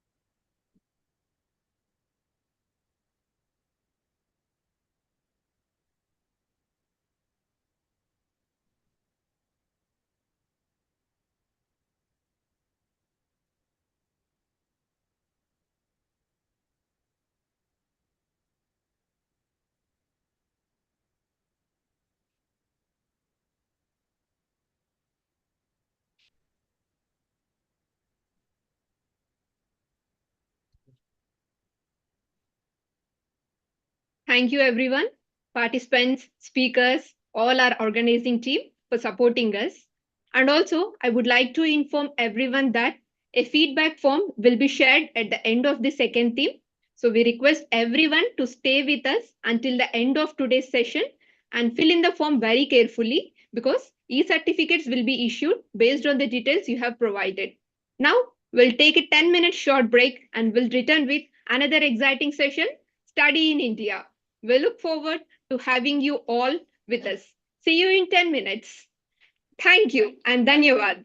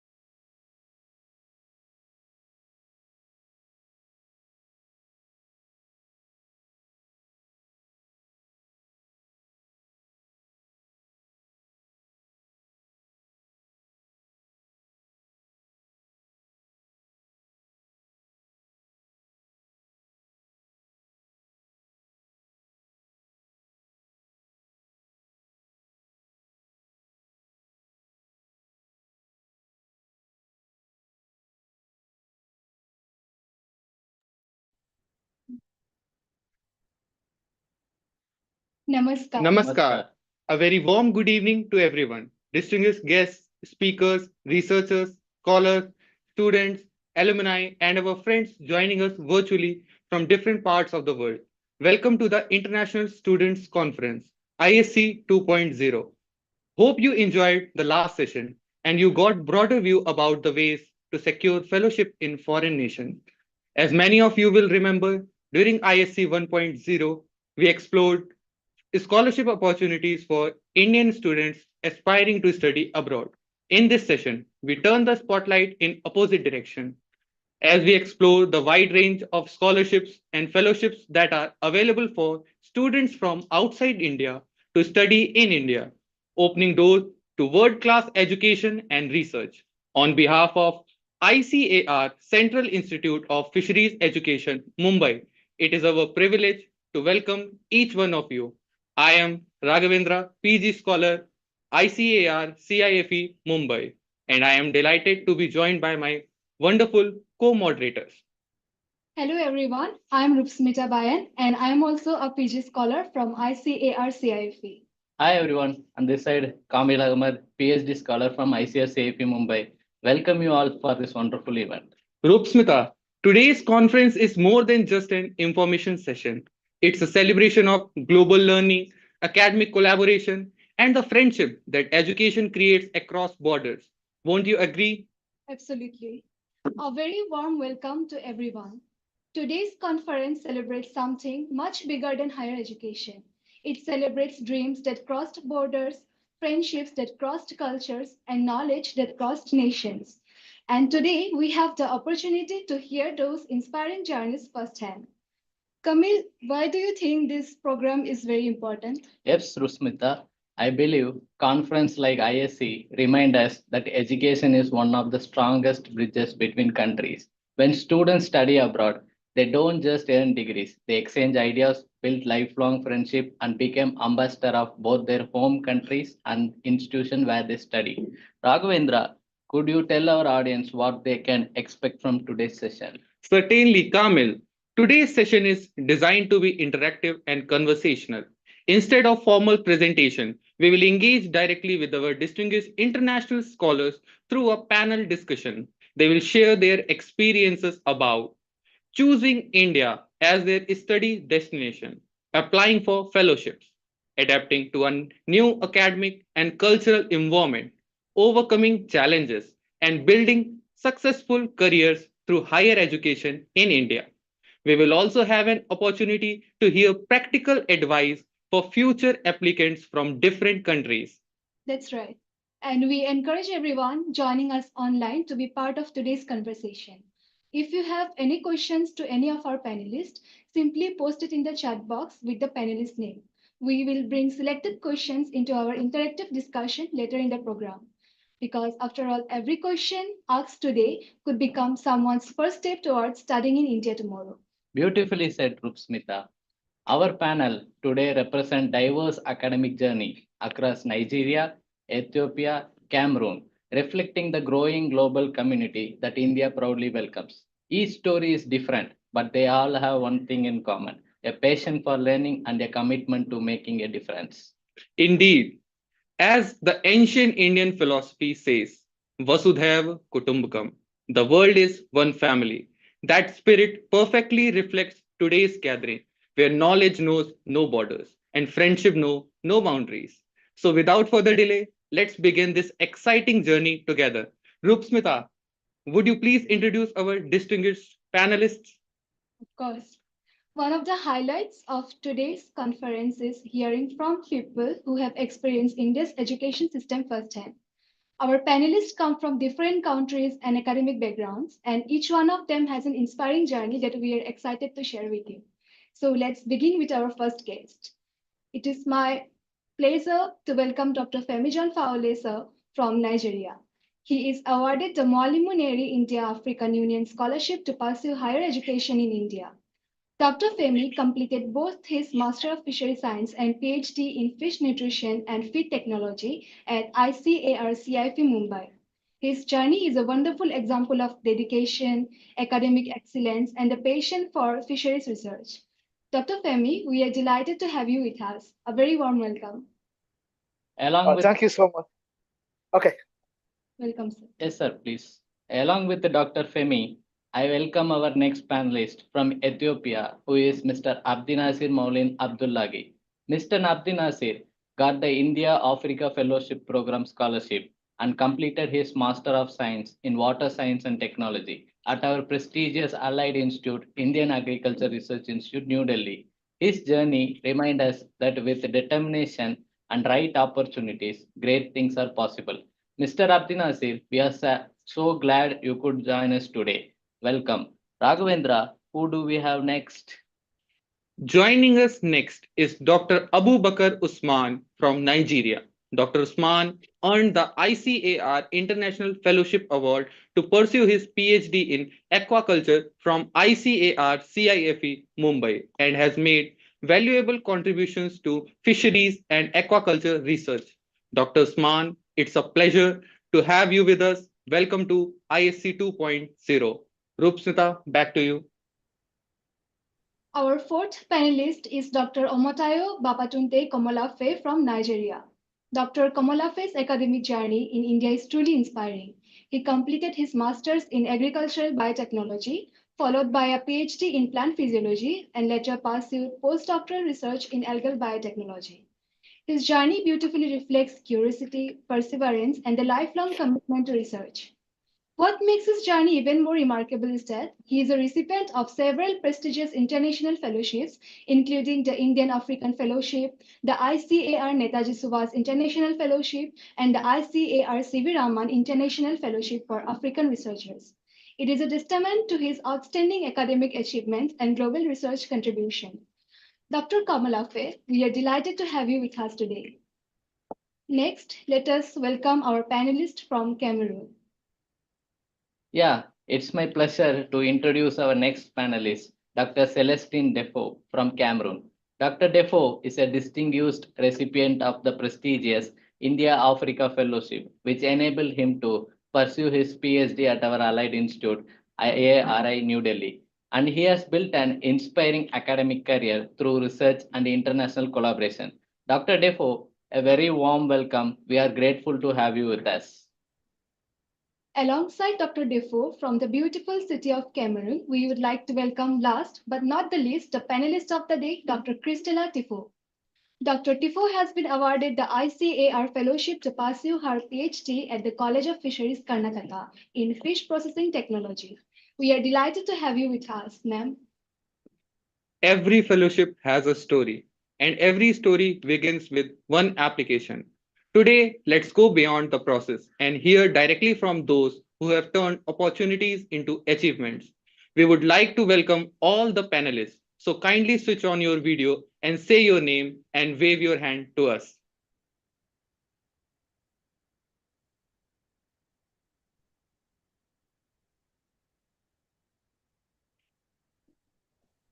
Hello, good morning. Good morning, sir.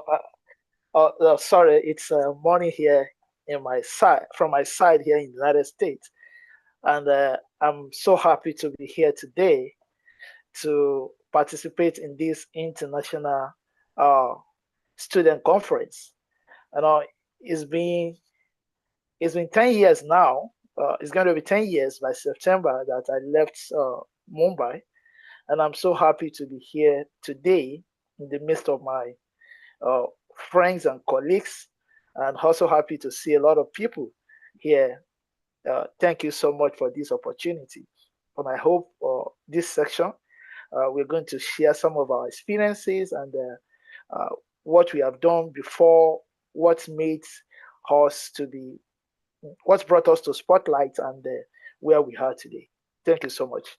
And once again, my name is Dr. Femi John Fawale. I'm from Nigeria. I currently reside in the United States. Thank you so much. Thank you, Dr. Femi. Let's begin our session 1. Dr. Femi, listening to your journey, one thing really stands out. You have gone through entire fellowship process from being an applicant to becoming a researcher. So let me start with you. Dr. Femi, what do you think made your application different from thousands other? What made selection committees say, yes, this is the candidate we want? Oh, thank you so much once again for this opportunity and for this wonderful question.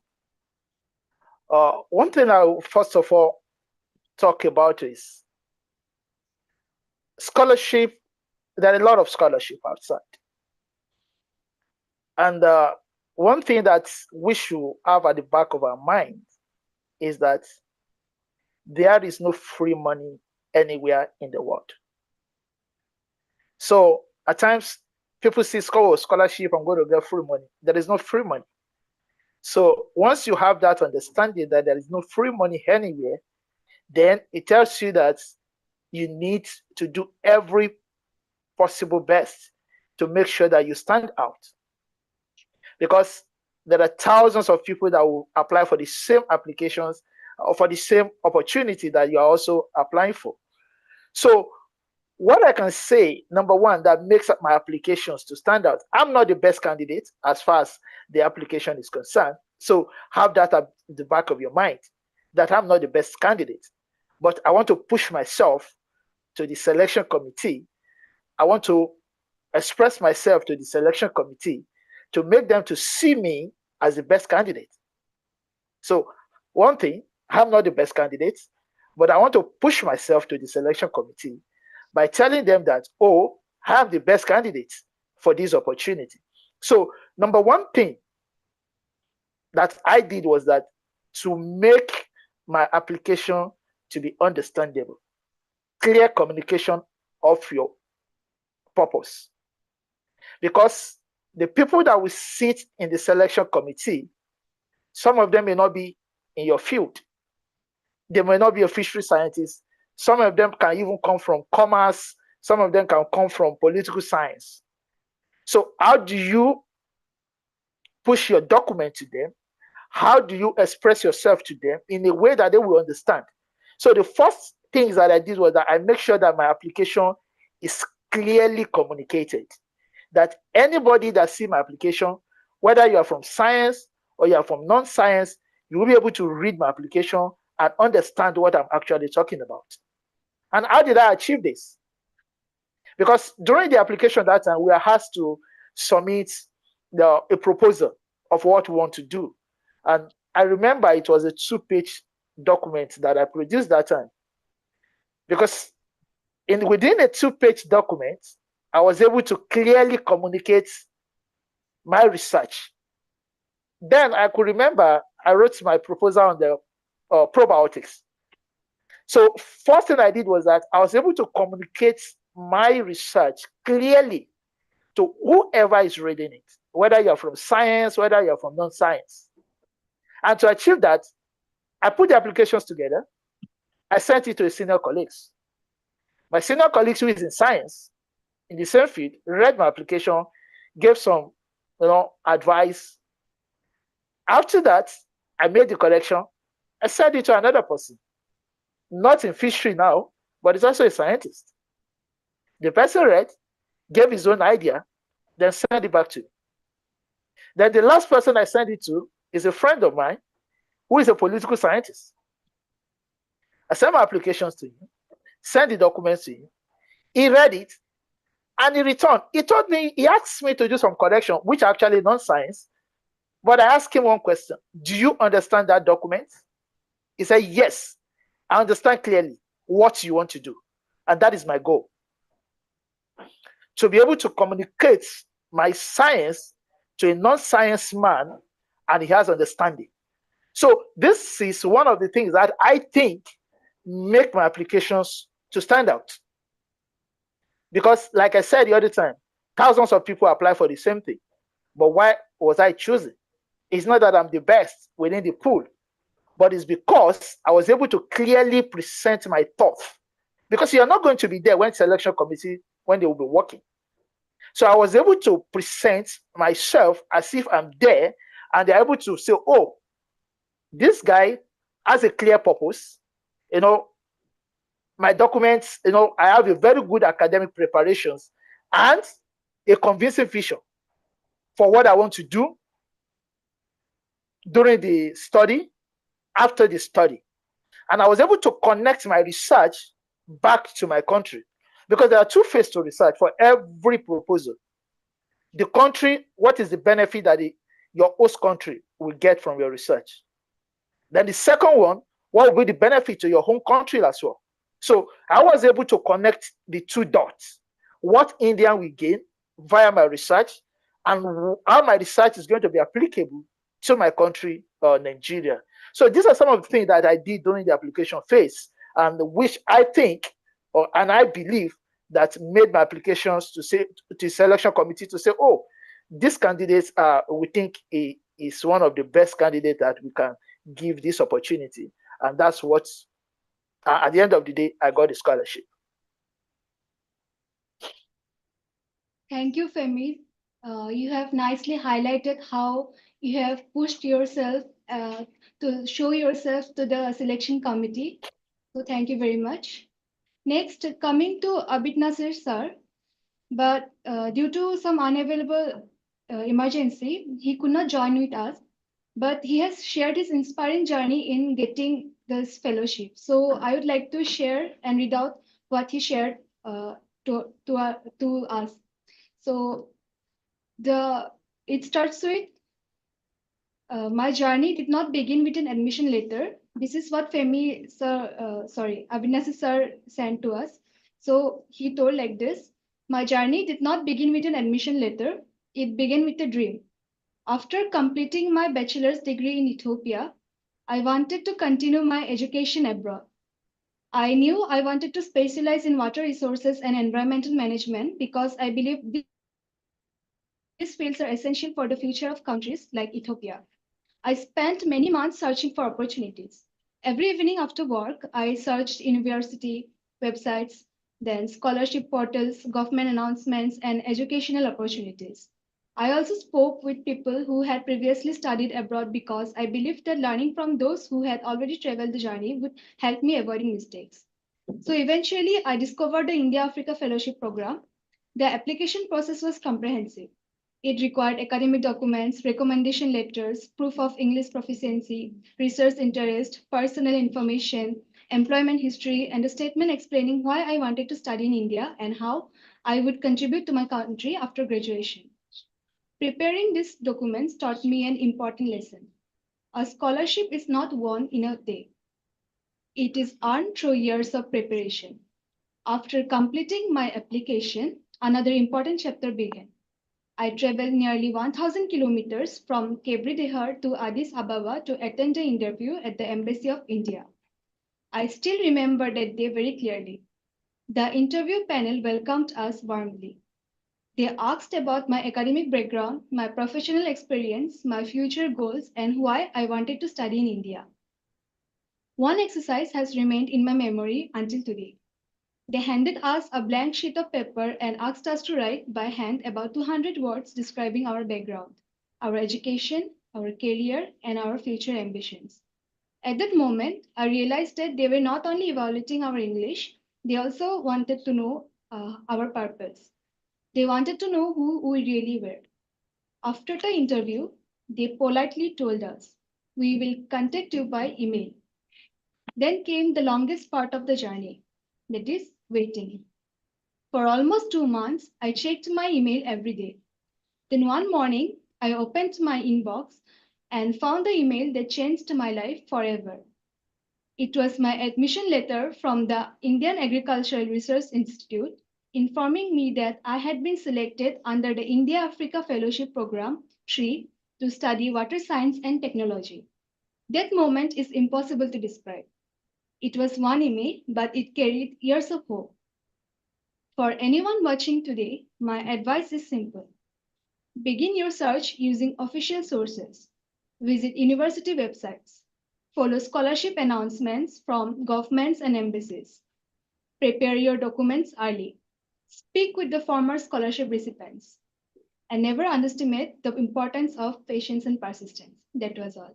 Thank you. Wow, it's such an inspiring journey that every participant has to know. Thank you, sir, for sharing your inspiring journey with us. Now, moving on to our next speaker, Dr. Usman, sir. Please introduce yourself before going into the session. All right, thank you very much. Can you hear me? Yes, sir, we are hearing you. All right.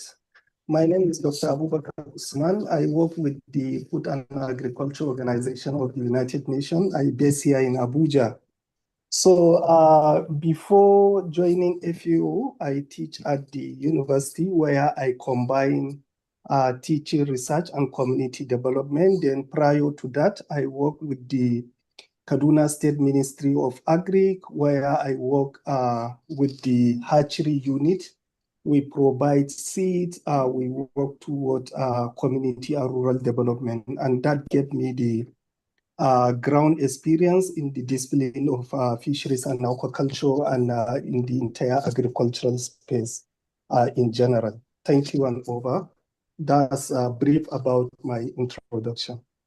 Yes, sir. Thank you so much, sir. Getting selected is one thing, but reaching India is another story altogether. After receiving your fellowship, what was the most stressful moment before you finally landed in India? Was it the visa, travel, paperwork, or something completely unexpected? Thank you very much. Yeah, this is $1 million question. There is no doubt it's not easy. It's not a one-day job for someone to have a fellowship to be in India. Yes, it started with the application. I could remember I have won the African Union scholarship to study in Kufos, but I was at the batch of completing my master's here in Nigeria, so I declined that offer. I could remember one of the professors keep on writing to me when I will join this and that. So I told them that for masters, I am not coming, but I will come for PhD. Then they said, it's not automatic. When the times come, then I should also apply for PhD. Then luckily enough, after completing my masters, then I saw it online. That was the very first time the Indian Council for Agricultural Research, they came with that particular fellowship, because most of my friends, my seniors, Dr. Pemi, they were there under ICCR scholarship of that's what we know. So after applying, I undergo the selection process. Then one fateful day, I just see in my inbox that I have been awarded for the fellowship. Up to now, the date rang in my ear on 9 September. I received that email that I have been awarded the ICAR International Fellowship, of which is a new fellowship. Then the next step is for me, they asked me to reach out to the institution for admission. I could remember during that time, it was Lakrasa as the Vice Chancellor of ICAR-CIFE. So when I write for admission, I didn't get response. So I start becoming worried. It's not easy because the semester just have started. So I have been given the fellowship. I am supposed to be 2014, 2017 batch. But because of the delay in the admission process and so on, I could not be able to make it in that session. Then I became 2015, 2018 batch.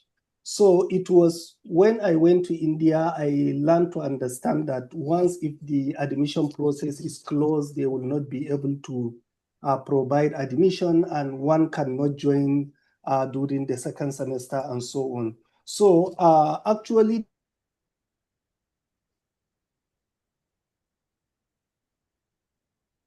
to me, I can say the first top team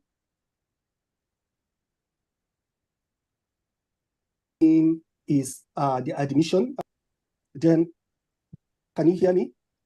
Yes, sir. Yes, sir. We can hear you, sir. Hello? All right. Sorry for the interruption. The admission exercise was closed when immediately I have been offered the fellowship. That is one. So after that, the second thing is visa, the Indian Higher Commission here in Nigeria. When I go there for visa, they ask me to pay everything. I told them it's Indian government that is inviting me to Nigeria, and they have clearly stated it that everything is being sponsored by Indian government. My visa, travels, my stay in India, tuition fee, everything. When I presented the letter to them, because we are the first set of that international fellowship, they could not understand. So they collected it, they scanned it and sent it to India. Then from there, after some communication, I was about to leave Abuja because I am staying in another city.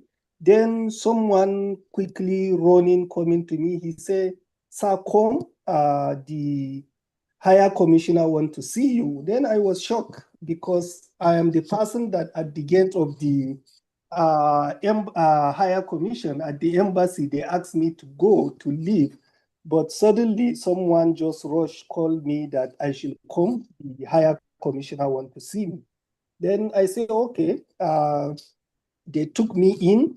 Then he checked me. He said, for the first time, he see this kind of fellowship the Nigerian is going. I told him, yes, it's a new fellowship. It's different from ICCR because we were there with some of my friends that are going under ICCR. So for them, the higher commission, they know the process, everything.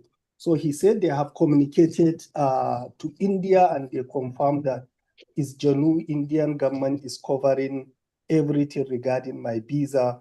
So they did the visa instantly to me. They provide the visa. So thereafter, I communicate to the council at Delhi.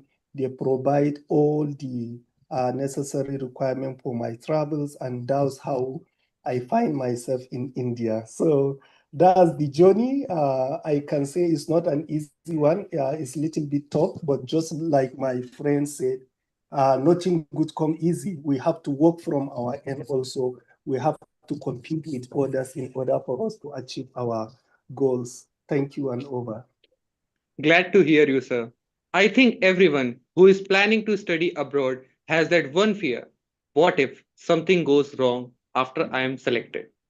Now, I would like to ask Dr. Komal Officer, you have experienced India as a master's student, a PhD scholar, and even a postdoctoral researcher. Looking back today, how important was fellowship support in helping you continue that incredible academic journey, sir? Sir, Komal Officer, are you there?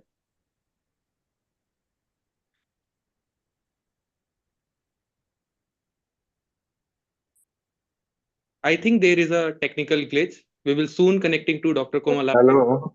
Hello. Can you hear me now? Yes, sir. We can hear you, sir. All right. Good evening from Nigeria. It's nice to be here. Yes, sir. And so glad to hear some of my senior colleagues, like Dr. Femi Fawali, speaking ahead. All right. So the question that you have, can you hear me? Hello. Should I repeat the question, sir?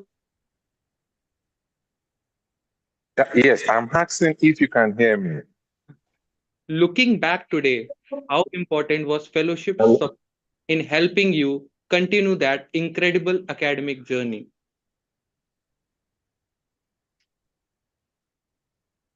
Yes. So when I obtained my fellowship, or all the times I've obtained fellowship, both for my master's, my PhD, and my postdoctoral fellowship, I couldn't have afforded it by myself.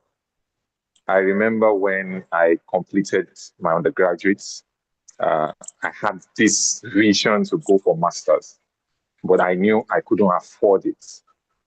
I couldn't work, and earn and save and then plan towards it. So this fellowship has aided my study in a lot of ways, because an average student in Nigeria may be pursuing a master's degree or even undergraduate degree. Sometimes they are working while they are also schooling, and that can bring a lot of distraction. But when you have a fellowship that supports you, you know that you're not bothered about the finance.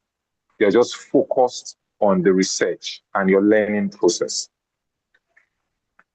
Now I am a proud PhD holder,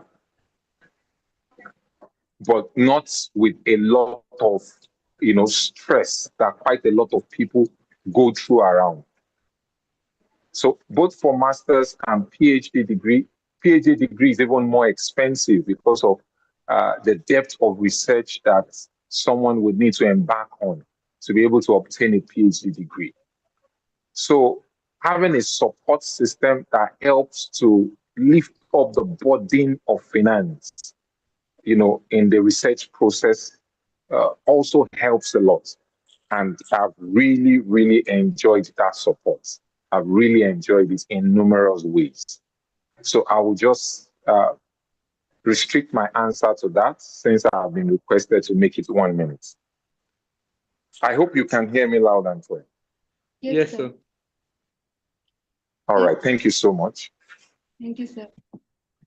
Now I would love to hear from Dr. Celestine Defoe. Sir, kindly introduce yourself.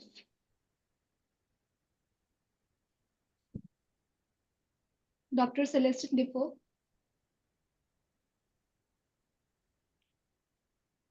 So kindly unmute yourself, sir. Can you hear me? Yes, sir.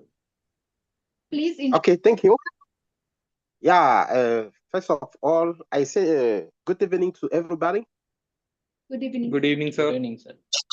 Yeah, I am really thankful to the organizer, to the organizers of this conference, and for the invitation that you conveyed to me. And I'm happy to be with you this day to share my experience about my studies in India. Thank you. Sir, so I would like to ask you, which part of your application tested your patience the most? Was it preparing documents or writing your research proposal, or maybe getting recommendation letters, or simply waiting for the final email? So I think the last one. So waiting for the final email was the most important, and that require a lot of patience for me, because for the preparation of my application, I think I prepared my application for even before knowing about that Indian African Fellowship. I was preparing myself to study abroad. So, for example, getting a passport, writing a research proposal, and but after that, when also having an English proficiency certificate, so, and a good background in research, something like papers, conference participations as prerequisite for the application. But after that, when I learned about the Indian African Scholarship, that fits very well my background, and that I felt I was able to apply easily. So when I applied to the scholarship, the next step, waiting for the email for the selection, was the most important for me, and that really require a lot of patience, because really it took some time from the application to the date to the time that the selection list was published. So, and during that time, I was really stressed, because I was not sure that I would be able to get the position. So that was the most stressful for me. But also preparing documents is not easy at all also, because as another panelist said before me, they said that getting money is not easy. So it requires a lot of effort. And international competition like that require lot of preparation. And especially for Indian programs, fellowships, it requires a lot of paperwork. So preparing and validating all those documents also, and to prepare the application was not also really easy because, as Dr. Femi said before me, it requires a lot of time to make a very good comprehensive application that shows connection between the applicant background, research experience, experience in community development, and all those prerequisites that are required for the scholarship. So that preparation was not also easy for me. So that is what I can say for this question. Thank you. Yes, sir. That every applicant would like to know it. Now I'd like to hear from Dr. Tifo. What is your perspective on this question, ma'am? Which part of your application tested your patience the most? Was it preparing the document, writing your research proposal, or getting recommendation letter, or simply waiting for the final year? Is it the same or different, ma'am, from Defo, sir? First of all, good evening, everyone. Good evening, ma'am. Good evening. So I am Dr. Christelle Thiwo. I'm working in the Department of Fish Processing, and I'm also lab supervisor. So regarding the question, I will say the most important step here is to have a good research proposal. So you will take the time to write it so that the whole institute can be interested in your proposal, because you can have the best document and the proposal you are going to submit should match the work that is done in the host institute. So when I was submitting for that fellowship, I was already accepted to Chinese Academy of Science, but the topic that I wanted to study there was not aligned to what I was doing in my PhD. So that means that the next step means the final decision was also stressful to wait and to see if the Indian fellowship could accept me. So I can say it's both step, research proposal, and the last mail that is with to confirm if you grant the fellowship or not. So that is what I can say for that question. Thank you, ma'am. Let's make this practical for everyone watching. Dr. Femi, imagine one of your junior walking into your office tomorrow and says, "Sir, I want to study in India on a fellowship." What is the very first thing you would ask them to do before even starting filling out an application? Thank you so much for this question. I would like to answer these questions in a broad way for people that want to come to India and also people that want to go outside India, because I know one of the motives of this conference is to enlighten students so that they know what they need to do if they are seeking for scholarship outside. So I'm going to be using this opportunity to talk in two ways.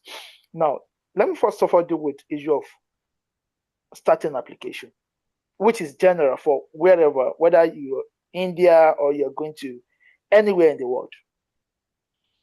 There are two things that are very, very important. And the first thing is you need to know about the opportunity. What I mean is that you need to know about that scholarship itself. And how do you know about the scholarship? You need to visit the website of that scholarship body to look at what are the requirements for getting that scholarship. Because different scholarships have different requirements. For instance, one of my friends here and colleagues, Dr. Abubakar, was talking about ICAR fellowship. The requirement is different from that of ICCR. That of ICCR is different from that of Onwali Munyerere India Joint Scholarship. So different scholarships have different. So the first thing as someone who aspires to get a scholarship is to first of all know the scholarship you are interested in, visit their website. So when you visit the website, you're able to read about the eligibility requirements, because once application comes in every setup, in every scholarship screening, the first thing is that because they're going to have thousands of people that apply. So the first thing they do is to look at, do you actually meet the requirements? So those people that did not meet the requirements, they will screen them out, because you cannot be wasting time in reading document of somebody that doesn't meet the requirements.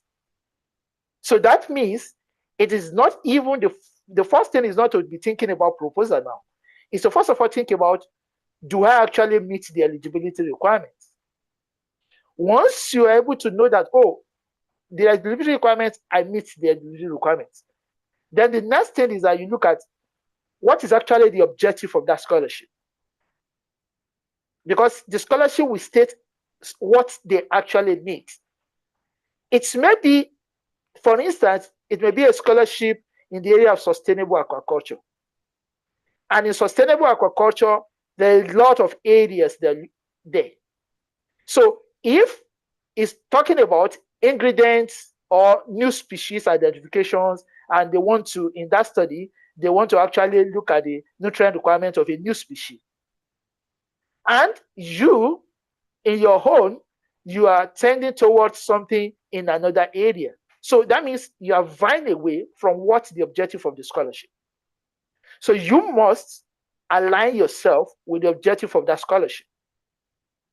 Like Dr. Tiwo said something here just a few minutes ago, that she got that of China, but it doesn't align with what she wanted to do. So she looked for something else, that of India, that align with what she wanted to do. So you must be able to look at the objective of the scholarship. And you can get it looking at the website. Another thing you should do is to look at who are the people that have made use of this scholarship before, the alumni. At times, you see some of the information on the website. You read about what the type of proposal. Some scholarship body will put the proposal there that grants those people that scholarship. So you read about it. Or you contact some of them if their information is there on the website. You contact them that this, and this, and this. I want to apply for this scholarship, and I discovered that you are one of the alumni, and I'll be happy if you can help me out, or you can tutor me on how to achieve this, my aim. So the first thing is to know about the opportunity itself. Now, having understand the opportunity by reading through the website, and I will advise, like one of Dr. Defoe said, he said, scholarship takes a lot of time. So it's not a day journey. If you, let's say for instance, you're in your PG and your determination is that, oh, I want to go to Europe for my PhD. Or you're in Nigeria, oh, I want to go to India for my PhD. Or you're in Cameroon, I want to go to China for my PhD. Don't start when it is 2 months. Start like a year before. That will help you to get all the requirements, because some documents, you may not be able to get the documents within a few minutes. Okay, let me give you a live instance. There is one of my former students that got a Chinese scholarship last year, but he was unable to use it. Do you know why?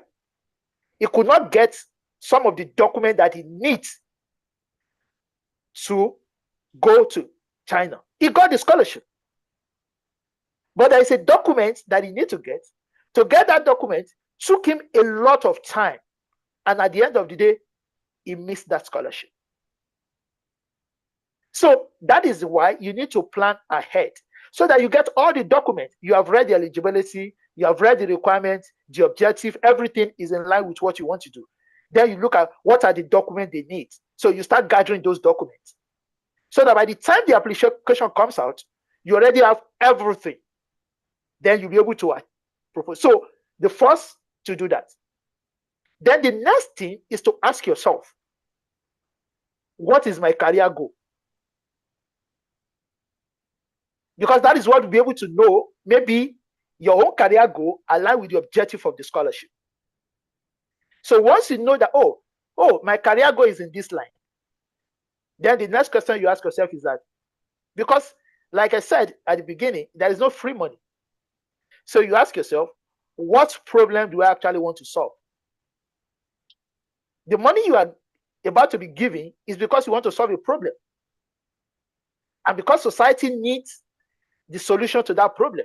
That's why they are offering you something. It's a taxpayer's money. It is not free. So you need to be able to solve a problem. So you ask yourself, what problem do you actually want to solve? Nobody is going to give you a scholarship to start studying something that we already have understanding, that we don't even, that whatever information you are bringing has no bearing. So nobody's going to give you money for that.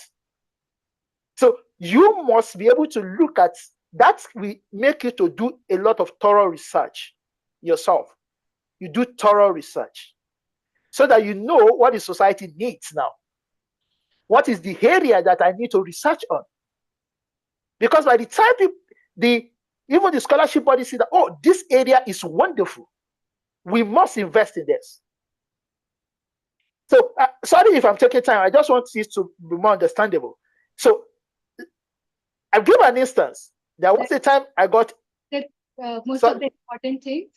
We are having constraints of time. So okay, I'll just round up. I'll just round up now. So you should be able to know, able to your research area, so that your research, number one, should be novel, should solve a problem. So once you're able to do this and have all these things together, then you now go to the issue of starting the application. Application is not the first thing you just go in and start. First of all, look at the criteria, download everything. You can even download the application form. Then sit down, answer all the questions in the application. Don't just go to the application, fill everything, and you submit. You may make mistakes. So answer all the questions in the application, digest it, read over it, and you're able to see that, oh, all the answers to the questions in the application form are actually fulfilled it. Then you can go ahead and say, okay, I want to submit my application, starting my application. And with that, it's going to help a lot. So this is the advice that I have for whoever is applying. And these are some of the things that I did that I'm still doing up to today. Thank you. Thank you, sir. You have explained most of the important things, and everyone should follow before applying for any fellowships. So now coming to Dr. Usman. Dr. Usman.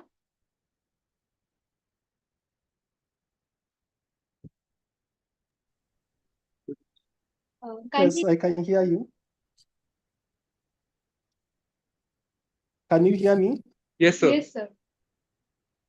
All right, thank you very much. Actually, this is one of the good questions, but the tricky aspect, you say the single biggest opportunity. Actually, I have been able to get a lot of opportunity while studying in India, but the single biggest opportunity I can say is that it opens door for me to work with the Food and Agriculture Organization of the United Nations. That is the single biggest opportunity. But just like I said, beyond this, it also exposed me to other opportunities. It's not the only scholarship or fellowship that I have won. I told you I have won the African Union, I have won the Commonwealth Scholarship, and so on and so forth. It gave me first the exposure to know what India is. If you are in CIFE, you are in mini India, even though Mumbai is cosmopolitan city, but with the kind of student, our teachers that you will see in India, first it opened my mind to understand what India is. People from the different part of the country, they are there. And another thing is one of the best brains of India in the discipline of fisheries and aquaculture. They are the one that are being studied in India. That is another opportunity to do that. Then another opportunity is the exposure with other international students for you to be able to meet other international students, the guest lecturers that usually CIEP invite from UK, across the globe, from the US and so on. When they come, they used to give us a lecture, we used to interact. So that kind of networking is a big opportunity actually for me. Then being in academics, being a teacher, being a scientist in Nigeria, one of the opportunity for you to go out is going to give you more of exposure. Doing my first degree, my second degree in Nigeria is not all that enough. Having the knowledge, having the certificate is not all that enough. But for you to go out, for you to meet with other international figures, it will model you, it will give you more perspective for you to understand how to work with different background of people across the globe. So thank you very much. Actually, studying in India and getting the fellowship actually has changed my entire life in general. Thank you and over. Yes, sir. You have rightly pointed out it is the very greatest opportunity you got it, sir. Now coming to Dr. Komalafi, you have spent many years studying and researching in India. If you had the chance to redesign one part of the fellowship application process, what would you change to make life easier for future international students? All right, thank you. Can you hear me, please? Yes, sir. Hello, am I audible? Yes, sir, you are All audible. right, thank you. All right, so I think so far so good.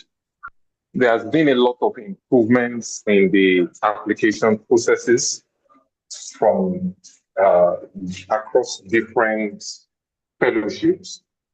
One of the things that I see that it's a bit of a challenge is the need to send hard copy documents all the way to the host country. Sometimes the cost of doing this may be enormous, and there could also be some uncertainties whether those documents will be received or not. So,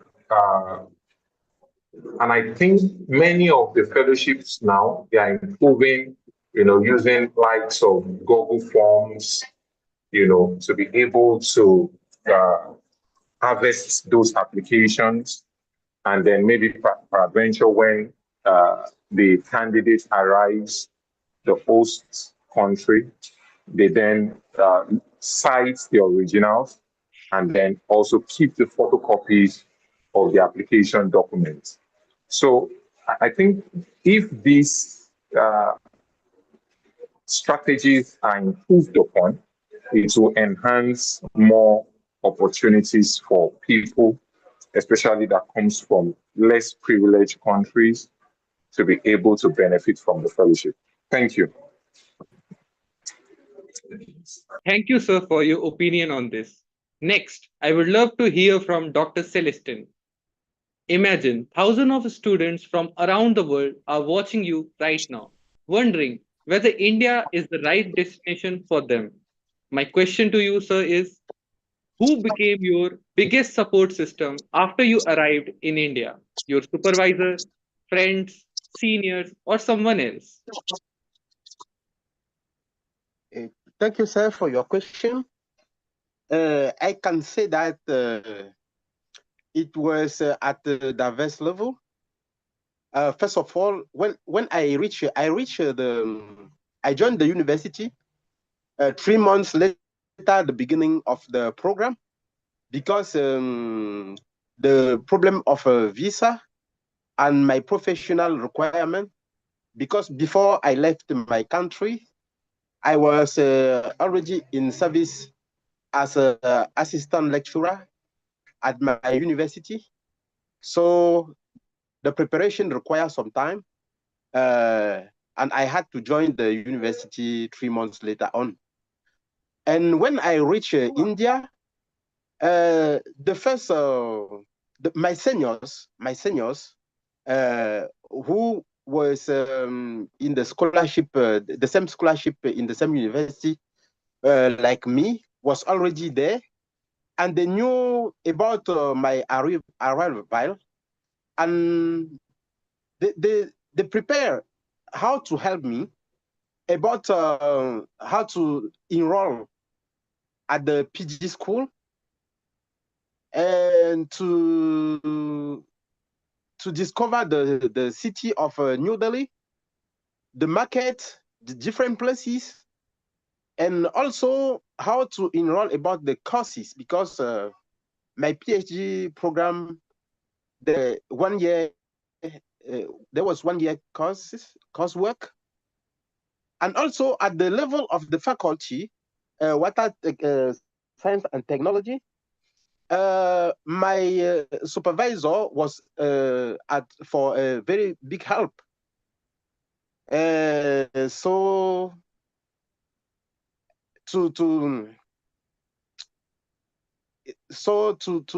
for the interactions in my faculty, so my supervisor was for very big help, preparing, participating for courses, ensuring myself getting confidence about the program, because there was a very big disconnection between the PhD program in my country and the program in India. So there was a very big difference.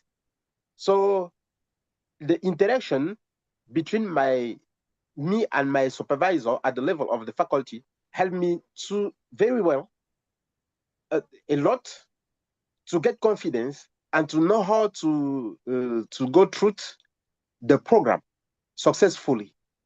And that's what happened. So I think, yeah, thank you so much. Thank you, sir.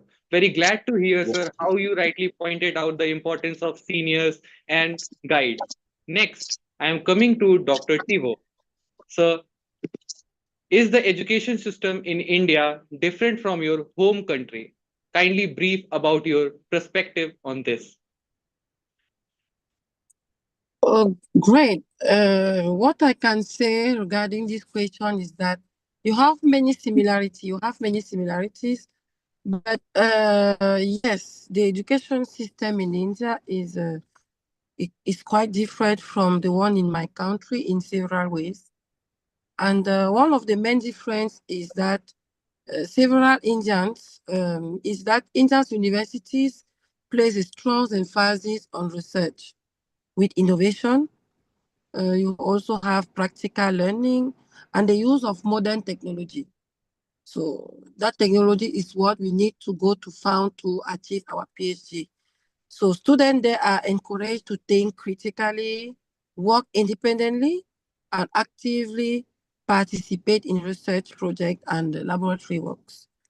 So what particularly impressed me is that the most of people in the quality, the big quality of India's research is that they are so much interested of what people are doing.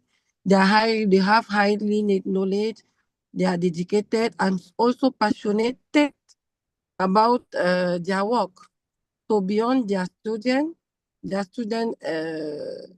beyond their academic excellence, have found them to be very kind, approachable also, and always willing to guide and support us. So they are so professionalism. So another remarkable aspect is that you will work in the multicultural environment. You have the opportunity to study with students coming from different countries, which broaden your perspective and help you build or establish international network with other students. So, of course, adaptation is not too easy, but it is a valuable experience that help to grow both academically and personally. So I would like to take this opportunity to encourage especially Cameroonian students, African students, to apply for all fellowship. And this is the way to thank all those people, researchers, that has welcomed me in the Central Institute of Fisheries Education. So that is what I can say for that question. Thank you. Thank you, ma'am. Those were such honest and inspiring answers.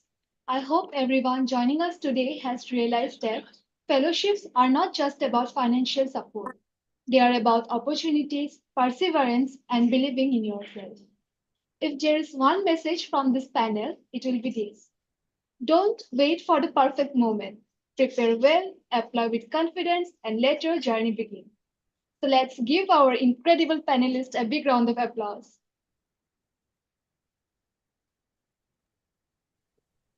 Friends, with that, we come on to the conclusion of our first part of this session, the speakers session. I hope the experiences and insights shared by our distinguished speaker have provided you with a deeper understanding of academic life and research opportunities in India. We will now move on to the second session, which focuses on fellowship opportunities for international students for pursuing higher education in India, with a special emphasis on several valuable funding opportunities that are often overlooked or not widely known among international applicants. Let us begin with the Atal Bihari Vajpayee General Scholarship Scheme offered by ICCR. With around 622 places for students from 122 countries, it supports UG, PG, and doctoral studies. It generally covers tuition, accommodation, and a monthly stipend. For many international students, this is an excellent starting point for exploring higher education in India.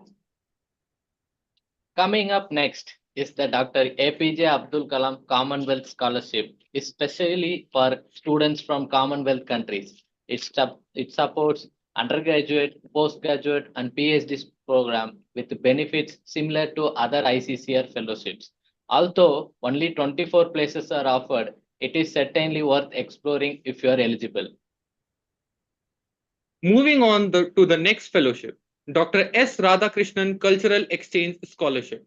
It supports students from partner countries at undergraduate, postgraduate, doctoral, and postdoctoral levels. An important point for PhD and postdoctoral applicants is that they may need to secure acceptance from a supervisor before applying. Next on the line is for participants from the Maldives. It is the Aid to Maldives Scholarship Scheme. It supports higher education in India and may also include return airfare and eligible travel within India. Therefore, it provides both academic and practical support for Maldivian students.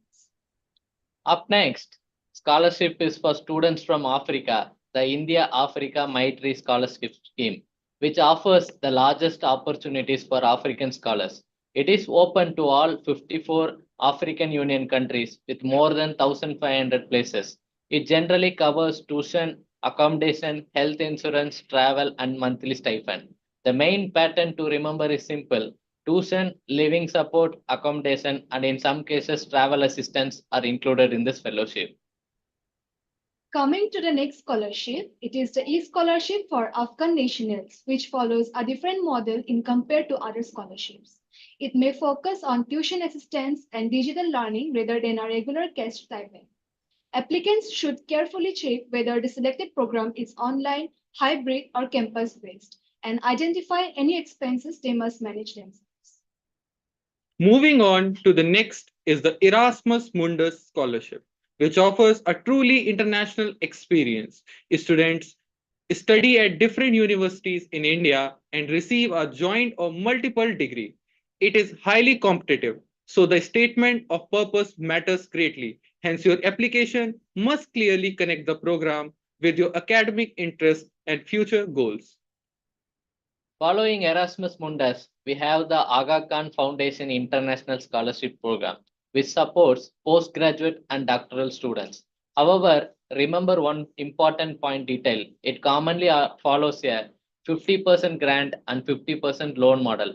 Applicants should therefore understand the repayment condition before accepting the scholarship award. Our next 4 opportunities are the Arturo Fellows Fellowships offered by ICGEB for life sciences and biotechnology researchers. The SMART Fellowship supports specialized training or collaborative research.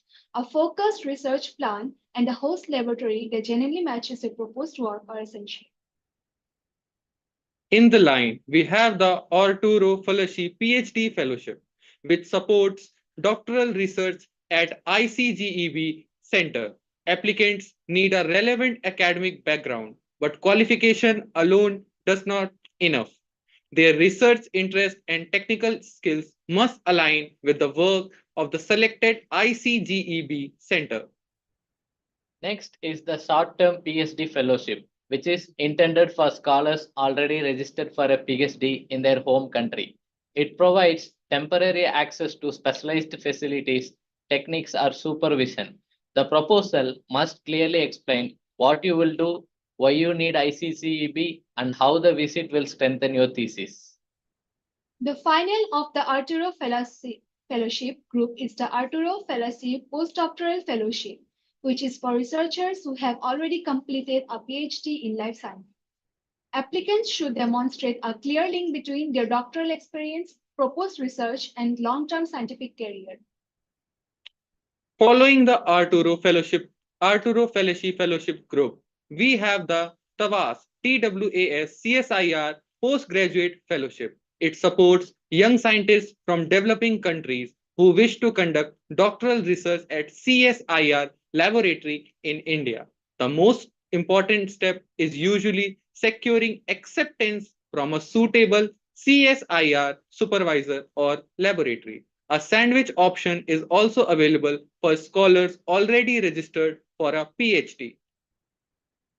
We also have the Fulbright Nehru US Scholar Program. However, it is not a regular student scholarship. It supports American faculty members, researchers, and experienced professionals undertaking teaching or research in India. A strong proposal must explain why the project needs to be conducted in India and how both institutions will benefit. And for agriculture and allied disciplines, including fisheries, veterinary, dairy science, and horticulture, the Netaji Subhas ICAR International Fellowship is particularly relevant. It supports doctoral studies in India and may provide a monthly fellowship, contingency funding, airfare, and accommodation. Applicants generally need a relevant master's degree and acceptance from an Indian institution. Coming up next is the C.V. Raman International Fellowship for African Researcher, which is solely for African national undertaking advanced research in India. Along with financial assistance, it promotes scientific collaboration between African researchers and Indian institutions. A strong academic record and a well-matched host institutions are essential. The final fellowship opportunity being discussed in this session is the ICGEB AI-CAD Short-Term Postdoctoral Fellowship. It offers a focused 6-month research opportunity for eligible applicants from Kenya, Tanzania, and Uganda. It may include a monthly stipend, return airfare, medical insurance, and accommodation. The currently announced deadline is 30 September 2026. Hence, applicants can have a look onto this fellowship. Today's opportunities differ in country eligibility, academic level, and funding structure, but successful applicants usually share three features: a clear academic goal, the right host institution, and a convincing proposal. Scholarship conditions and deadlines can change, so always verify the latest information on the official website. We will also share the details with participants by email. Your next academic opportunity may already be open. You simply need to identify it and prepare for it. Next, I would like to invite Damaram on behalf of the fellowship analyst team to summarize all the fellowship. Over to you.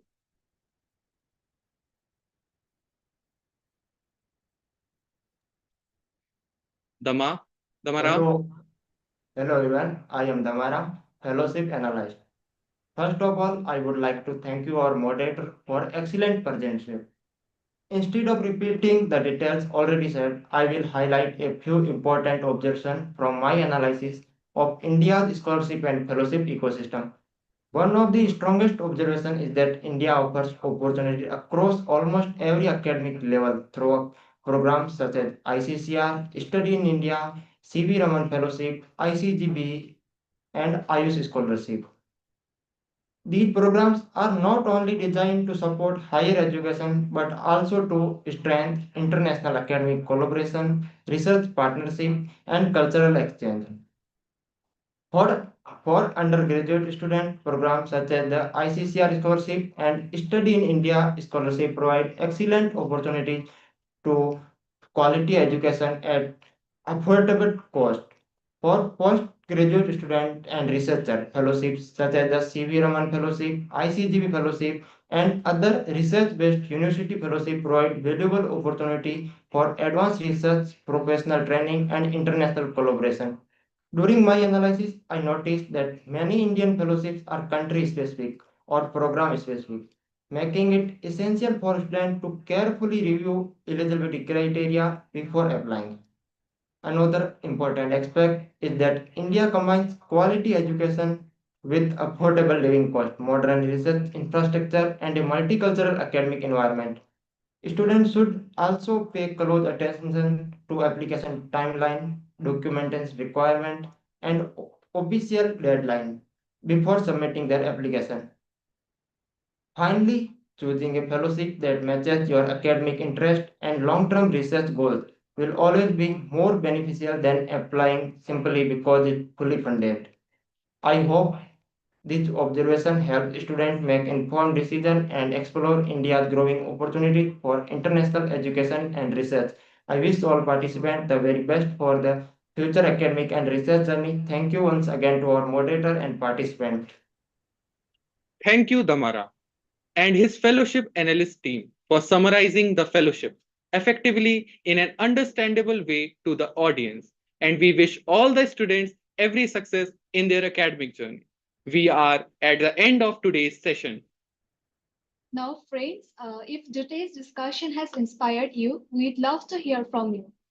Please drop your question for the speaker in the chat box mentioning their name, and I will invite all the speakers to kindly respond to the participants' question.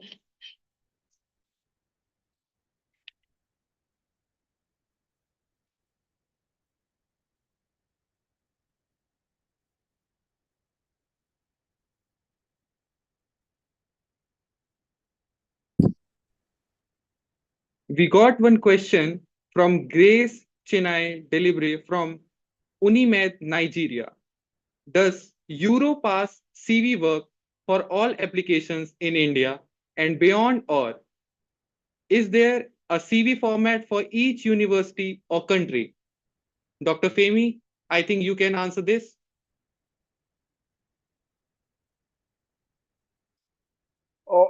Please, the question again, please. Does Europass CV work for all application in India and beyond, or is there a CV format for each university or country?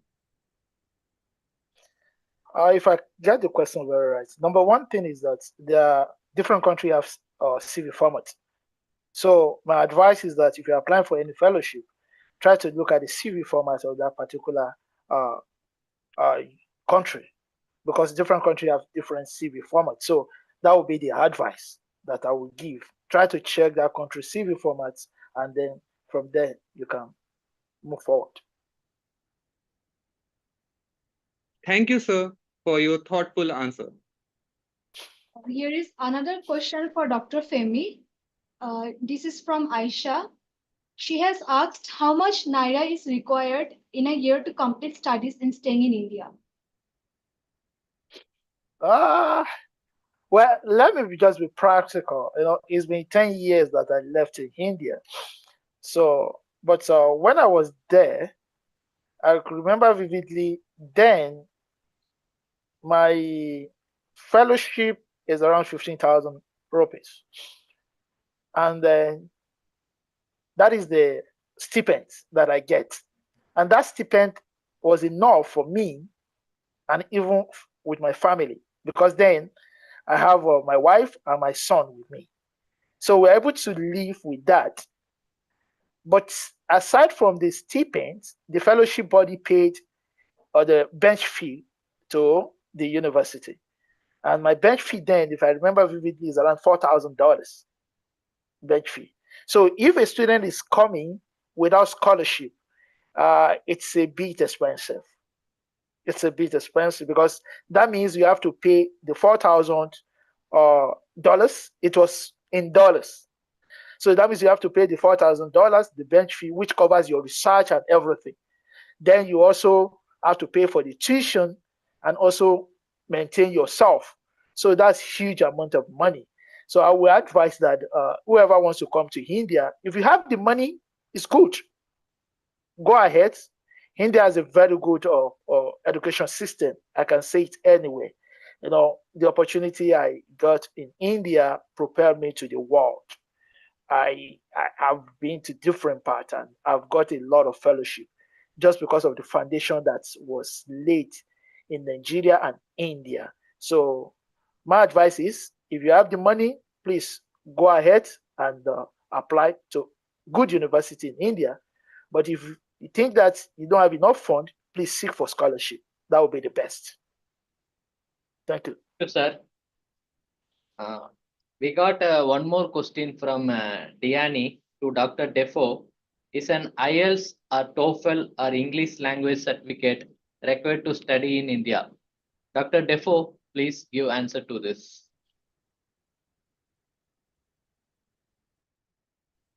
Yes. Hello, can you hear me? Yes, sir. You are audible.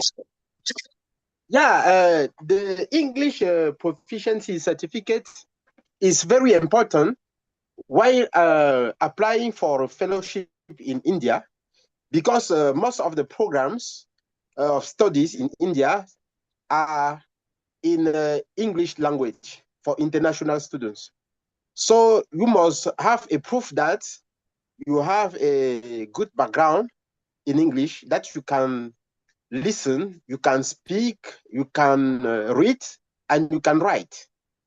So, and that's why it's very important to prepare and to have a proof of English language proficiency before applying for a scholarship. Thank you. Thank you, sir. Now we have received a question from Brinda to Dr. Tivo. Do we have connect professor before applying for scholarship in India?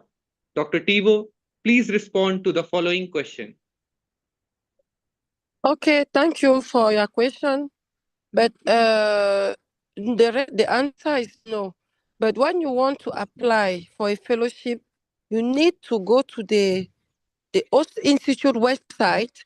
You have the list of all the people that are teaching there. You have professor, everyone. So according to that, you can just contact, because through that list, you can have an email address. You can send a mail to every professor, they will answer. So in the mail, you just ask a question.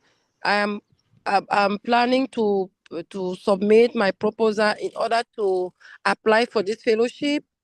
Can you then you start the discussion with your supervisor in the host institute?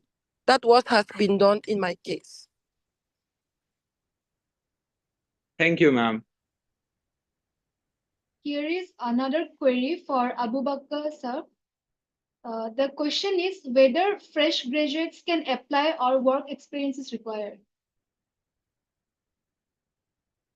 Yes, thank you very much. Yes, there are so many opportunity for fresh graduates from Africa to apply to India. So just like the other speakers emphasize, one thing, try to understand the application process, read it again, understand it. By the time that you digest it, you should be able to apply. So yes, there are so many opportunities. Thank you. Thank you. It was a very nice session, which shows that the active participation of students and speakers. As we come to the close of today's program, I hope the speakers have been able to answer many of our questions. And due to time constraints, any remaining questions in the chat box will be addressed by our fellowship analyst in shortly. A heartfelt thanks to our distinguished speakers for sharing their inspiring journeys with all of our participants and for showing your enthusiasm and active engagement. Today, throughout the sessions, we explored fellowship opportunities for Indian students aspiring to study abroad and international students planning to study in India, while also hearing first-hand experiences from speakers who successfully navigated these opportunities and built their academic careers. We hope today's session have not only informed you, but also inspired you to take the next step towards your own academic journey. Now, I will request all the speakers and participants to switch on your video. We will have a group photo together.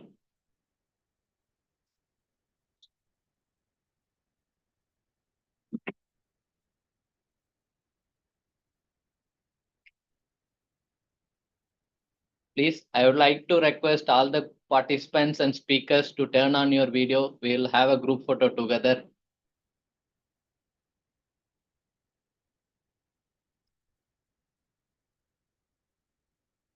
Yeah, it's very glad to see you all.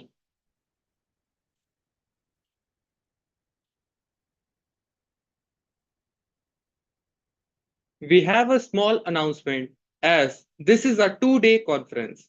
The feedback form have been shared. Kindly provide the information to issue an e-certificate.